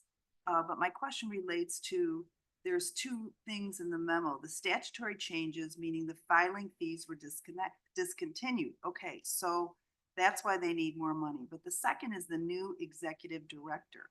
So I want to see, like, is that an increase in salary? Are we paying for an increase in salary for a new executive director? Or what was the portion of the money that is needed for the filing fees versus this increase in salary? Last year, and I do believe we have members over there. I can't see all the way. Yeah, we have their treasurer over there as well if needed. But what it was last year, that request wasn't for the full operational cost. It was they had some reserves left over as well as some money left in the children's waiting fee fund. So that was they used that to zero out that balance of what was in that fund that was already funded. So the $40,750 was covering the remainder of the year that wasn't in the fund. If Was the filing fee discontinued? How much is that? I do not have an exact amount, but there was a sizable fund for quite some time. It was a couple dollars on every civil case was put into that fund for this purpose. Well, That can they went give away. us what the $100,000, what they're going to use it for specifically? Sure, You, and- you identified these two items. I just For would sure. like to know. I would defer to their treasurer who's sitting over there. If he knows their operation plan, I can tell you what that's for. Jim? Jim, hi, good morning, Jim. My name is Jim Reichert. I'm treasurer of, Oh, could you Pull put the the mic microphone up closer. a little closer? There you go. Thank you. treasurer of Safe Harbor Child Friendly Courts Foundation. Our annual operating costs run about about $100 and some thousand. It's mainly personnel. We have an executive director. Our new executive director replaced Lori Bullock, who was our executive director for 27 years. We've realized a slight savings because the new executive director is not paid quite as much. We have two part-time employees who provide childcare. This is for the kids that are whose parents or guardians or whatever have to be in a courtroom.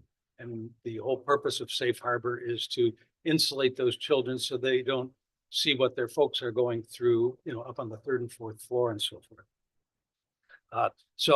Last year we had a savings, from accumulation of fundraisers over the years, and we had a $75,000 CD, and we had some other funds that we used for operating costs. And so our request last year was just to get us through, the fiscal year 2024. But now going forward, we have depleted our reserves by about $50,000. And so our request would allow us to keep a rainy day fund of about $50,000 going forward. So operating costs are $100,000 a year? Yes. So you're asking for $100,000 this year to fund your operations? Right. Okay, and then you said, okay, so what's your plan going forward? Because if we can give you something to hold you over, but what's your plan going forward to fund your own operations? This is a wonderful, wonderful cause and serves 899 children. But I'm wondering what the plan is. realistically speaking, we cannot survive and continue to provide services by running fundraisers and car washes and zoo balls and things like that. It just doesn't work. So we feel that we will, that if the county believes that this is a vital service, an important service for children, that, yeah, we expect going forward that if the service is going to continue to be provided at this level, we would need funding from the county. Thank you, Member Cahill, Member Evans, and Member Tornatori. So this is just a vote on this funding for this year, but I think at some point we need to have a larger discussion of how to keep them operational. Is that county board, or is that something that we could add to a circuit court filing fee, something, some other source of revenue? Because I don't know that county board jurisdiction, the county board general fund money is appropriate to fund Safe Harbor. I think it's a great thing to have, though. It really makes our courthouse so much better, our judicial system so much better. But I really do think that we already voted yes last year. We're going to vote on it this year, but there needs to be a larger discussion on how they're going to be able to fund their operations moving forward. Thank you. Thank you, Member Evans. Member Tornatori? This is a discussion. Obviously, we're not voting on anything today. It's not only something we need, it's something we have to have over there because there's a lot of nasty stuff that goes on. More on the third floor on the divorce division, and quite frankly, on the fourth floor, what's the criminal. If for further discussion, I don't know why this isn't in the chief judge's budget. Yes. Yes. Maybe there's a reason, but it's the courthouse. It's something that has to do with the court system. We have probation in the chief judge's budget. I don't know why we're even, and I think it would be a much easier ask if we're done that way. So as part of any further discussion, we can find out from the chief judge for next year or whenever. I think that's a more appropriate place to put this than on us. That's a great. But I think it's necessary. Yes, absolutely. Thank you, Member Tornatori. I can facilitate that conversation. Yeah. Member Tornatori. Member Yu? Yes, I really appreciate what Member Tornatori just said, because I think this is absolutely necessary for justice to happen. The fact that orders of protection cases was the highest number of those children who were going to Safe Harbor, basically. That's a big barrier. Who's going to come and get an order of protection if they have to bring their children into the courtroom with them to talk about what's been happening to them as a family? That is a huge barrier. So I think this is a necessity, and I really, really wish that we could put it under the chief judge's budget. Yes, thank you. Thank you, Member Yu. And I don't know, Jim, if there's any chance of, maybe if you were under the chief judge's jurisdiction, maybe, grant writing opportunities to look for grants, maybe even looking, for a fundraiser, somebody that does professional fundraising, those also might be some opportunities. But I think Sam and Member Tornatori, Member Yu hit it on the head, go with the chief judge's budget. But I do too believe that this is very necessary. Member Eckhoff? Do you have any problem with it being on the chief judge's budget? Or is there are you an independent organization that operates outside of that? Care where the money comes from. If it comes from heaven, we'll take it. Yeah, maybe that would be a state's attorney question. Well, currently they are a 501c3 nonprofit. They are their own separate entity. We had historically, when the filing fees it was a statutory change. When the filing fees went in, it went into the Children's Waiting Room Fund. We held that fund and we allocated it for that purpose. With that change, that revenue source dissipated and it was used up this year. So from that standpoint, they are their own. But again, hypothetically, I'm not speaking for the circuit court. That would be something that could fall within their budget as we've been doing with this section. Okay, thank you. Member Guston? Thank you, Madam Chair. It's a great program to have. I mean, you just have to have it, period. I know you're a 501c3, which is a not-for-profit foundation, which is separate from, just like our animal care has their own fundraising arm. I'm really kind of hesitant to say we're not going to help because we really need to help and we need to keep it consistent help, just like they were receiving the funds previously and now that's been shut off. We need to find a way to consistently be able to support either this board or the courts or whatever, but the service needs to remain. I'm assuming this funding that we're talking about now is more ARPA funds. I read somewhere in here, so we're not gonna have that, well, the interest off the ARPA, but we're not gonna have the ARPA after 2025. That'll be my second question. If you guys say move forward and funding, we used ARPA interest last year, so I would assume that's what we would like to do, and that's what our discussion kind of entailed last year. That was gonna be my secondary. Okay, Thank you. so I think we have consensus to move this forward with using ARPA interest.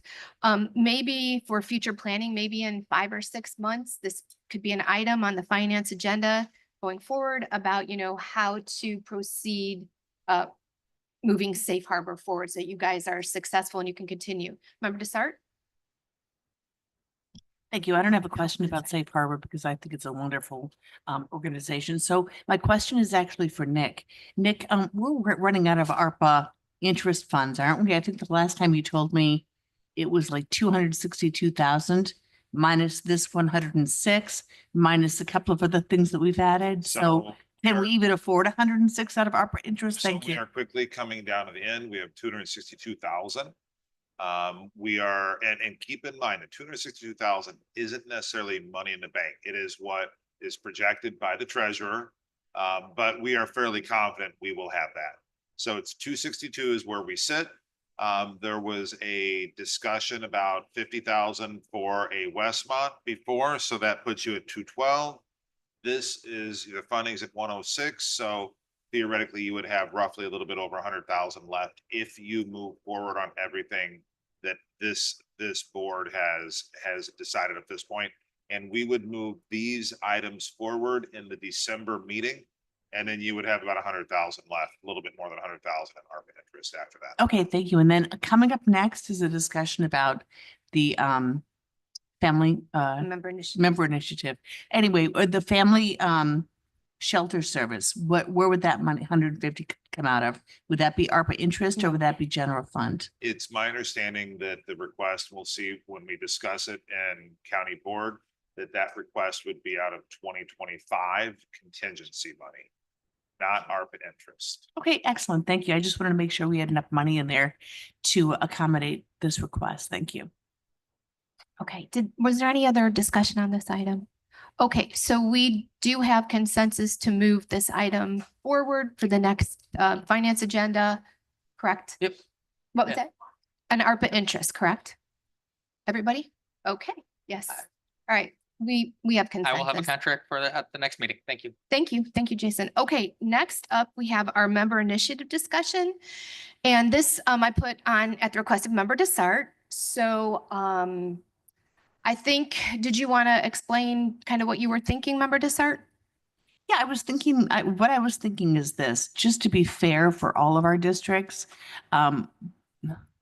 members have requested $50,000 for an auditorium, $150,000 for a family shelter service, which I now know is coming out of the general fund, so that one doesn't count. But since every district is receiving $300,000 for 501c3s within our districts.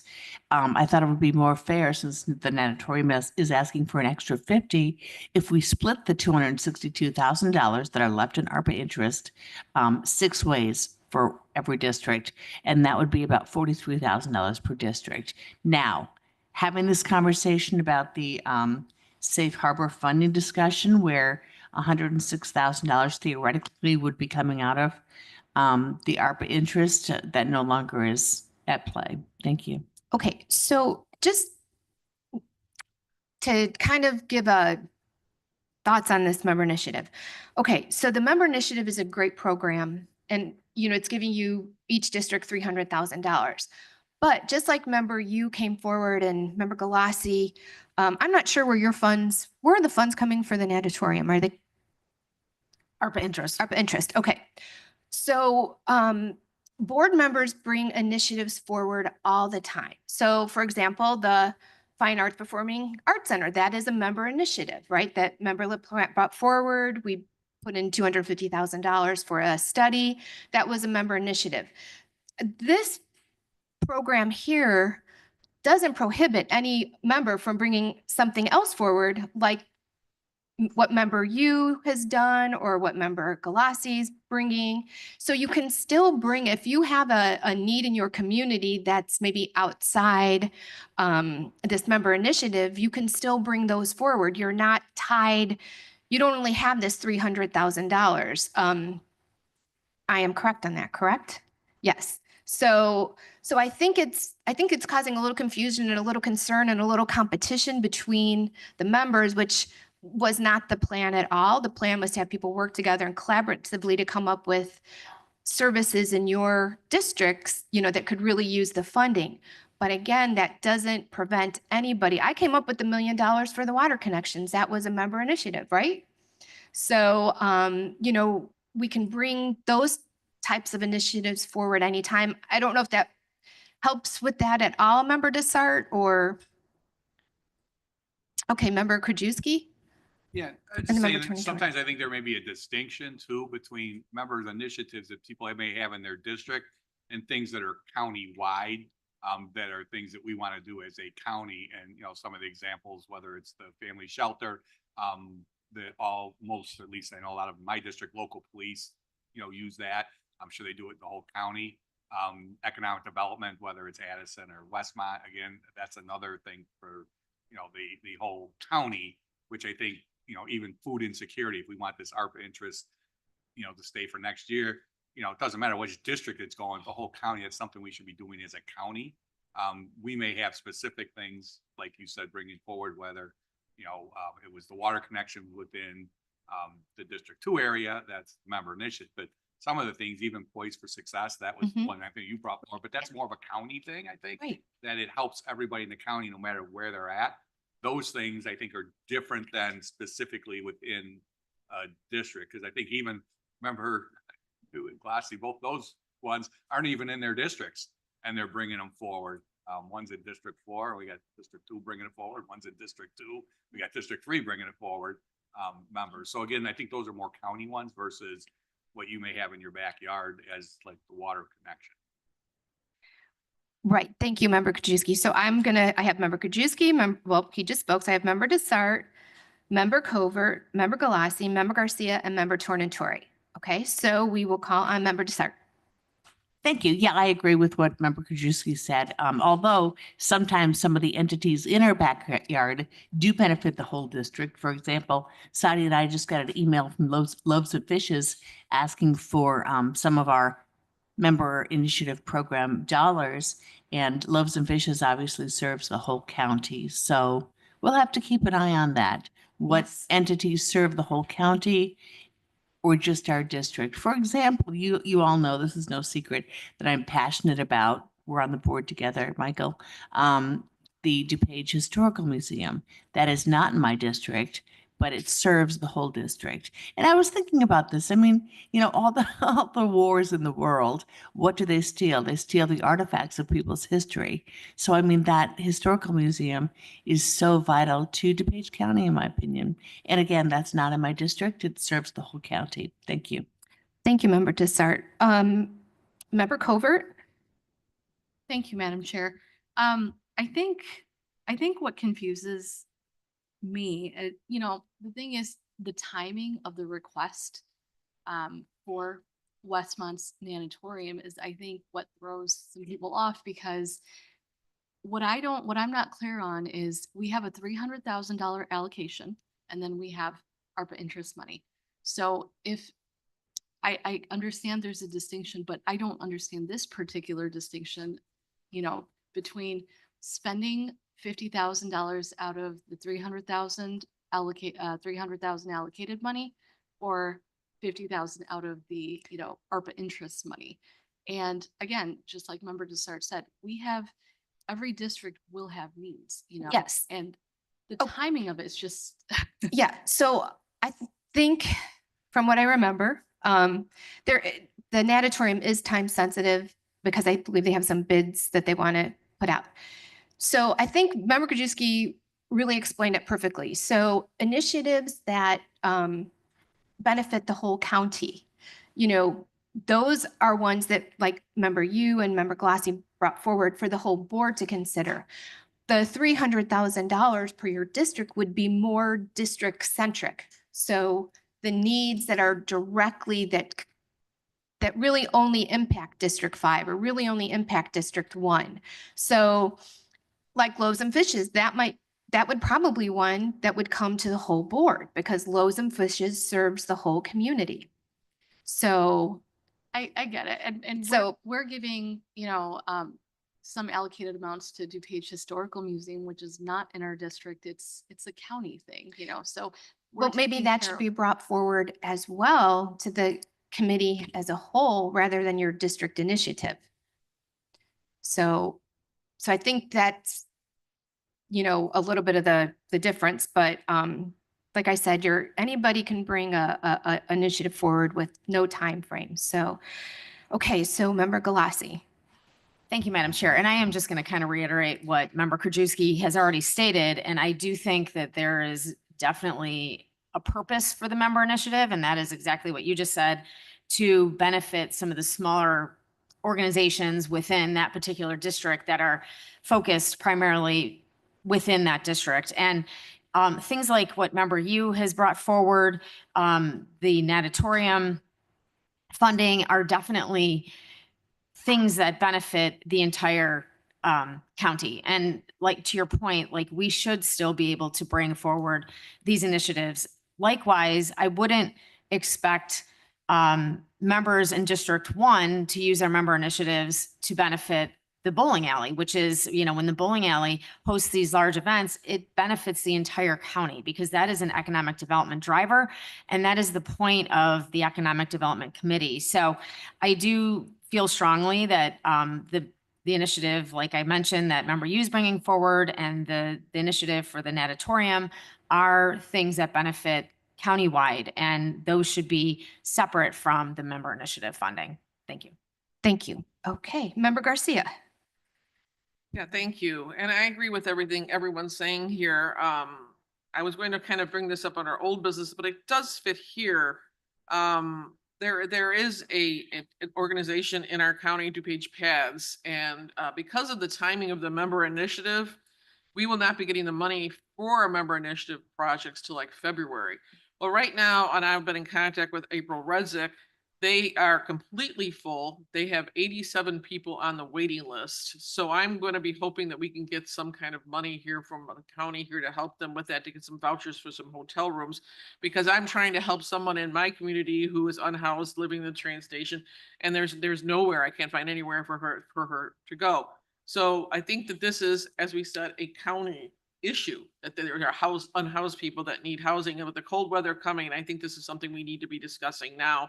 And so this is a great thing, the member initiative, but it's not going to be helping anyone till like this, almost the spring of next year. And so right now we're in dire need of something a little bit sooner. So I'm hoping we can have that discussion on this. Thank you. Yeah, so that would probably be something to bring up right after, your next full meeting, probably, however your committees are set up, maybe for finance to discuss it, their first meeting of the new budget season.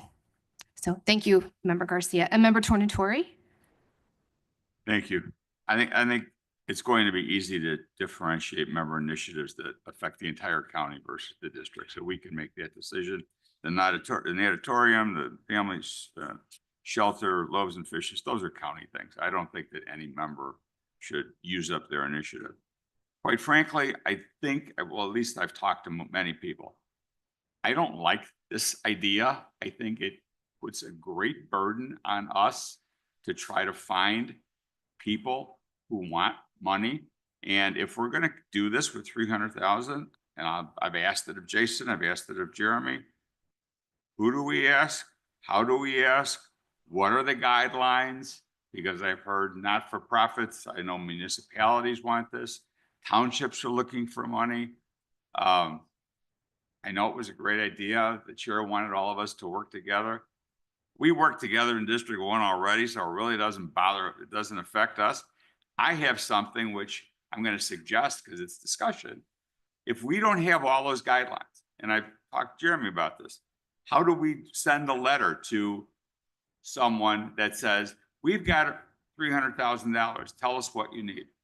Do we send it to all of our towns, all of our townships, all of our school districts, all of our park districts? Because if we don't tell everybody and somebody doesn't get it, it's gonna come back and bite us in the you-know-what. So what I would like to see is that $1.8 million to go into a member initiative fund. And as members bring forth requests That's great. for member initiatives, it Yes. comes out of that fund. Yes. It doesn't have to go to District 1, 2, 3, 4, 5, or 6. And if District 3 has more than $100,000 worth of requests, or 300,000, and we don't in District 1, we give it to them. Why should District 3 be limited to 300,000 if District 1 doesn't need it?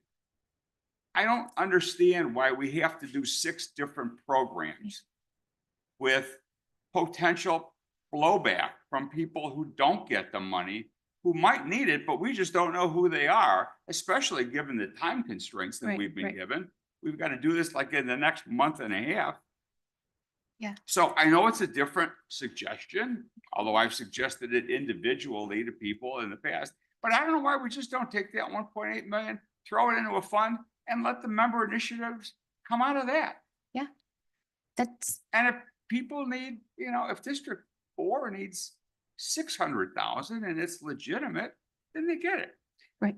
And Member Tory, if I may, I mean, that's my take for discussion purposes. yes, Otherwise, give me the guidelines and tell me what I'm supposed to do, Yeah. or what we're supposed to do. Because right now, we're all in the dark. yeah, I do like that idea of putting it all in a member initiative fund, and I'm seeing a lot of head shaking, yes.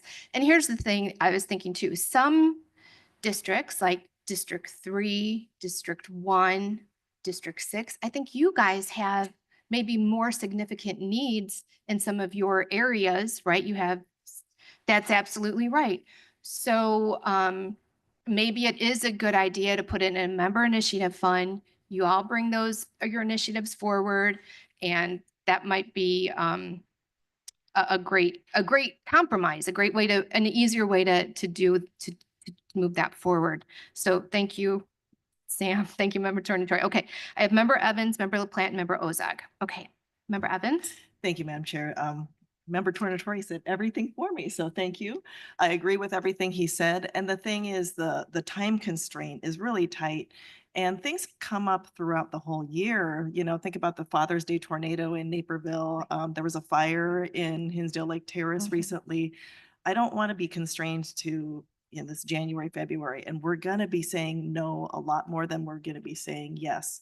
So it would be nice. I think we can all work together as a board to come to consensus and not have a million little fires everywhere. I think it puts a lot of work on us, and it creates mini county boards within each district. And I think we can all work together as a county board and just do it over the course of the whole year, put it in a special fund. Thank you. Thank you, Member Evans. Member Krajewski, I'm adding you to the list. So I have Member LaPlante next, Member Ozog, and then Member Krajewski. Member LaPlante? Thank you, Madam Chair. I really am glad that Members Tornatore and Member Evans brought these points up. This is sort of what I've been sitting with a little bit uncomfortably. I want to obviously go along with the majority in terms of what is the best and highest good for these funds. But something that makes me uncomfortable is this concept that we individually as board members are handing out money. I feel like that opens the window to a little bit of, this is a bit of a crass term and I don't mean it completely, but a little pay to play where these can be seen as political favors. And I don't love that feeling. I don't like it. I do think that's how maybe some improprieties can sneak in. I think it opens the door for that sort of reciprocity, which I really would like to keep out of DuPage County. I don't want that here in DuPage County. I have already been approached by several organizations about funding. They're not even necessarily aware of this new members initiative. Some have heard about it. What bothers me, I can't remember which one of my colleagues said this, but that means that we don't have the same approach to every ask, which means by definition, that's an inequitable approach to handing out funding. I really would like to see a coherent and cohesive and consistent approach to disseminating our funds throughout the county. It seems that there are different rules for everything and it's almost like certain money and certain funds have different value inherently. We have an established monetary system that we need to stick with here. So I would be in favor of using these funds all collectively. I am noticing that we don't need district versus district here. We're all on the same team. We're all working towards the same goals. And I think that this could have some unintended consequences that have not been perhaps thought through all the way to the end. So I would be in favor of adjusting this mechanism as well. Thank you. Okay, thank you very much for your comments. I'm adding you to the list, Member Cahill. Okay, I have Member Ozak next, and then Member Krajewski, then Member Garcia, and then Member Cahill, and then Member Schwarzy. Okay, Member Ozak, please. Thank you, Madam Chair. I'd just like to say to Member Turner, I completely agree with you and that I hope you would bring all of this up under old business in the board meeting so that the chair can hear your arguments toward putting this into one large pot, and then we can decide the greatest good. And I think that would be a good idea. I really do. Thank you. Thank you, Member Ozag. Member Krajewski? Yeah, well, first, I think if we talk about the needs in our district, 1.8 million, 3 million, whatever, it's gonna be 500 million. I mean, we could go into District 2, Member Garcia's, and just say stormwater, and we could dump the whole 1.8 million, which is a very, very big need. So I think that, putting the money in and saying, bring something forward, we'll all have extreme high needs in our districts. I mean, there's hundreds, millions of dollars of needs, whether it's pads, so there's that going on. I mean, it's gonna be a drop in the bucket for what all the needs are in the community. Second is, we haven't gotten member initiatives. I understand what people are saying. And I'm not saying I agree or disagree, but the federal government has been doing this forever. Springfield has been doing this forever. They give out member initiatives. We as a county are recipients of it. Senator Glowiak just gave us, thank you very much, $250,000 this year for animal services to do that over the years. When I was mayor in Downers Grove, we got an awful lot of member initiative programs in my 8 years from Springfield. And some towns got it, some didn't. There's definitely, everybody has needs. So we're going to be in a model just like Springville, where everybody's putting in initiatives. You can only fund so many. There's arguments which one's better than another, but there's an extreme amount of needs. Right. We're just going to have to, if we do this, decide in our district, is there some small thing that's a need in your district? But clearly we could put all that money just in stormwater, and that's a huge need for everybody in the whole county, and it's a drop in the bucket. Well, I think from past experience, I think members have been very thoughtful in what they have brought forward. They just aren't throwing willy-nilly things I agree forward, with right? that. I mean, I We think, could all come forward but with we could. millions of dollars of what are really legitimate needs in this county. Well, we do. And and again, I'm going to say you're probably not even bound by this 1.8 million because you guys decide. So, right. So if there's a project that comes up in the community that is $5 million and this board decides they want to take it from contingency because it's very important, you can do it. I mean, that's how the board works. So, we can, like Member Tornatore said, put this in a member initiative fund. If the needs in the community exceed it and the board decides that they want to add other money to it, and they, that's up to all of you how you want to work it. That's your decision, your policy makers, right? Remember you. I have Member Guston, Member Cahill, Member Schwarzy. Thank you, Madam Chair. I agree with Member Krajewski on this one. Been on boards for a very, very long time, and it's usually very difficult to get a consensus sometimes without some struggles through the process. However, I think the chair was wise in doing it district by district, because then you have 3 people that need to agree on something that's needed in their district. And our district, which is District 5, is a pretty needy district. I think 1.5 million wouldn't even cover the stuff that we have in our district that needs attention and needs funding on. I mean, we have, you know, the CARES program, you have Little Friends. There's so many organizations that could use some funding to be able to get their programs for mental health and for kids and adults with autism and stuff like that. And obviously Loaves and Fishes is a long time service in our community. And of course, stormwater goes without saying. So in light of all the conversation, I agree, everybody works together and tries to work together, but this is a big group. And so the reality of having it district by district is helpful in my perspective, because it does give you an opportunity to focus on your district and know what the dollar figure looks like for that district and what might fit within that category. And so the three of us have worked really, really well together on what the chair has proposed. I don't think it's a negative. I actually think it's a positive to kind of hyper focus and on your area. And that doesn't mean that all of the money has to be spent in your district. You can, you know, go and say, hey, I like this initiative too. Do you guys want to do it? So there is that negotiation and there is that flexibility in it. But I think at the initial guidance, I think that's really, really helpful and has been helpful to me and Dawn and Sadia for the three of us. So that's where I'm at on it. So thank you. Thank you, Member Guston. Member Cahill?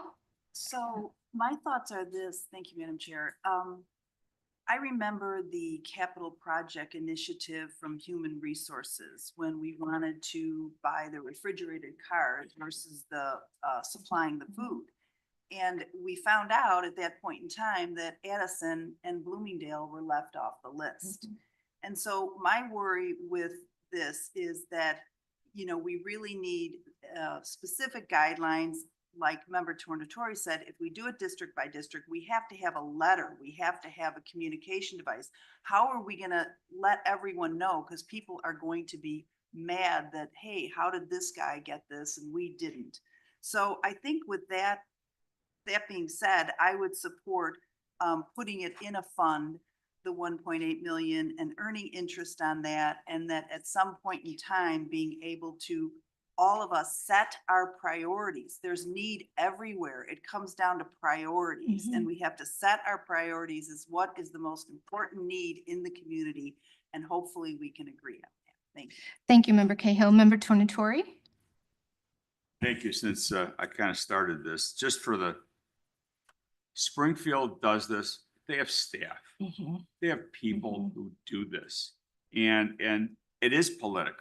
And that causes the problems when certain towns get certain other things. To Member Krajewski and Member Guston's point, the fact that this could go into a fund doesn't preclude you from coming forth with your initiative. Right. As a matter of fact, it makes the pot bigger. Right.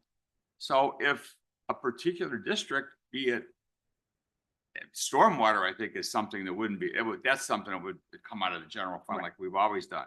But I think what this does is it gives a particular district even more flexibility that has greater need than limiting you to $300,000. It doesn't mean that we can't work together in our own districts to bring forth these requests. The process can be the same. It's just the pot's bigger, and it's going to go presumably in better ways. So that's what I was thinking of when I made the suggestion of putting all the money in one pot. Yes. And I want to reiterate so much that the $300,000 is, you're not bound by, if there's a need or a member initiative, as we've spoken, just like Member Galassi, bring those forward. So Member Schwarzy. Thank you. Lots of good conversation. And while I do trust this board to spend that money wisely, because we do that, I look at our small human services grant that we put in 2020, early 2024, which we're going to do again starting next month or in January. You know, District 2, 4, and 5 had around $600,000 to $800,000 worth of requests for their $175,000. District 1 District 3 and District 6 didn't even meet the minimum threshold. Now, that's what concerns me about putting all this money in a pot and letting, you know, good things come forward and people deciding, you know, this board deciding how they want to spend it. You know, certainly you're going to get many requests from some of these districts where you're not going to get as many from the others. And so I think that puts districts 1, 3, and 6 at disadvantage. And, you know, there's definitely needs throughout the county. And while I agree this board is going to make really good decisions, I think there will be some, you know, desire to serve those entities in your own district. And again, you know, maybe District 1, District 3, District 6 maybe gets the short end of the stick again because maybe not as many people are applying. And I would not be in favor of splitting this. I want to see, you know, District 6, me, Sheila, and Jim be able to spend our money the way we want in our districts. Thank you. But Member Schwarzy, you're not bound by the membership initiative. So your district can, if you have a huge need in your district, you can bring that forward at any time. So that's, and right, and if you, right, so I'm going to call on Member U and Member Zay, and then we have to wrap it up because we're running past time. So Member U. Oh, thank you, Madam Chair. First, I just want to thank Chair Conroy because she was the one who actually started this whole thing, and for us to be able to have this discussion, the fact that we have this potential money allocated, the 1.8 million, this is amazing, right? And not every county or government is able to do this. So I do agree with lots of points that were made, particularly that if we were to split it out by district, $300,000, certainly it is not as transparent and there's not as much discussion that's happening.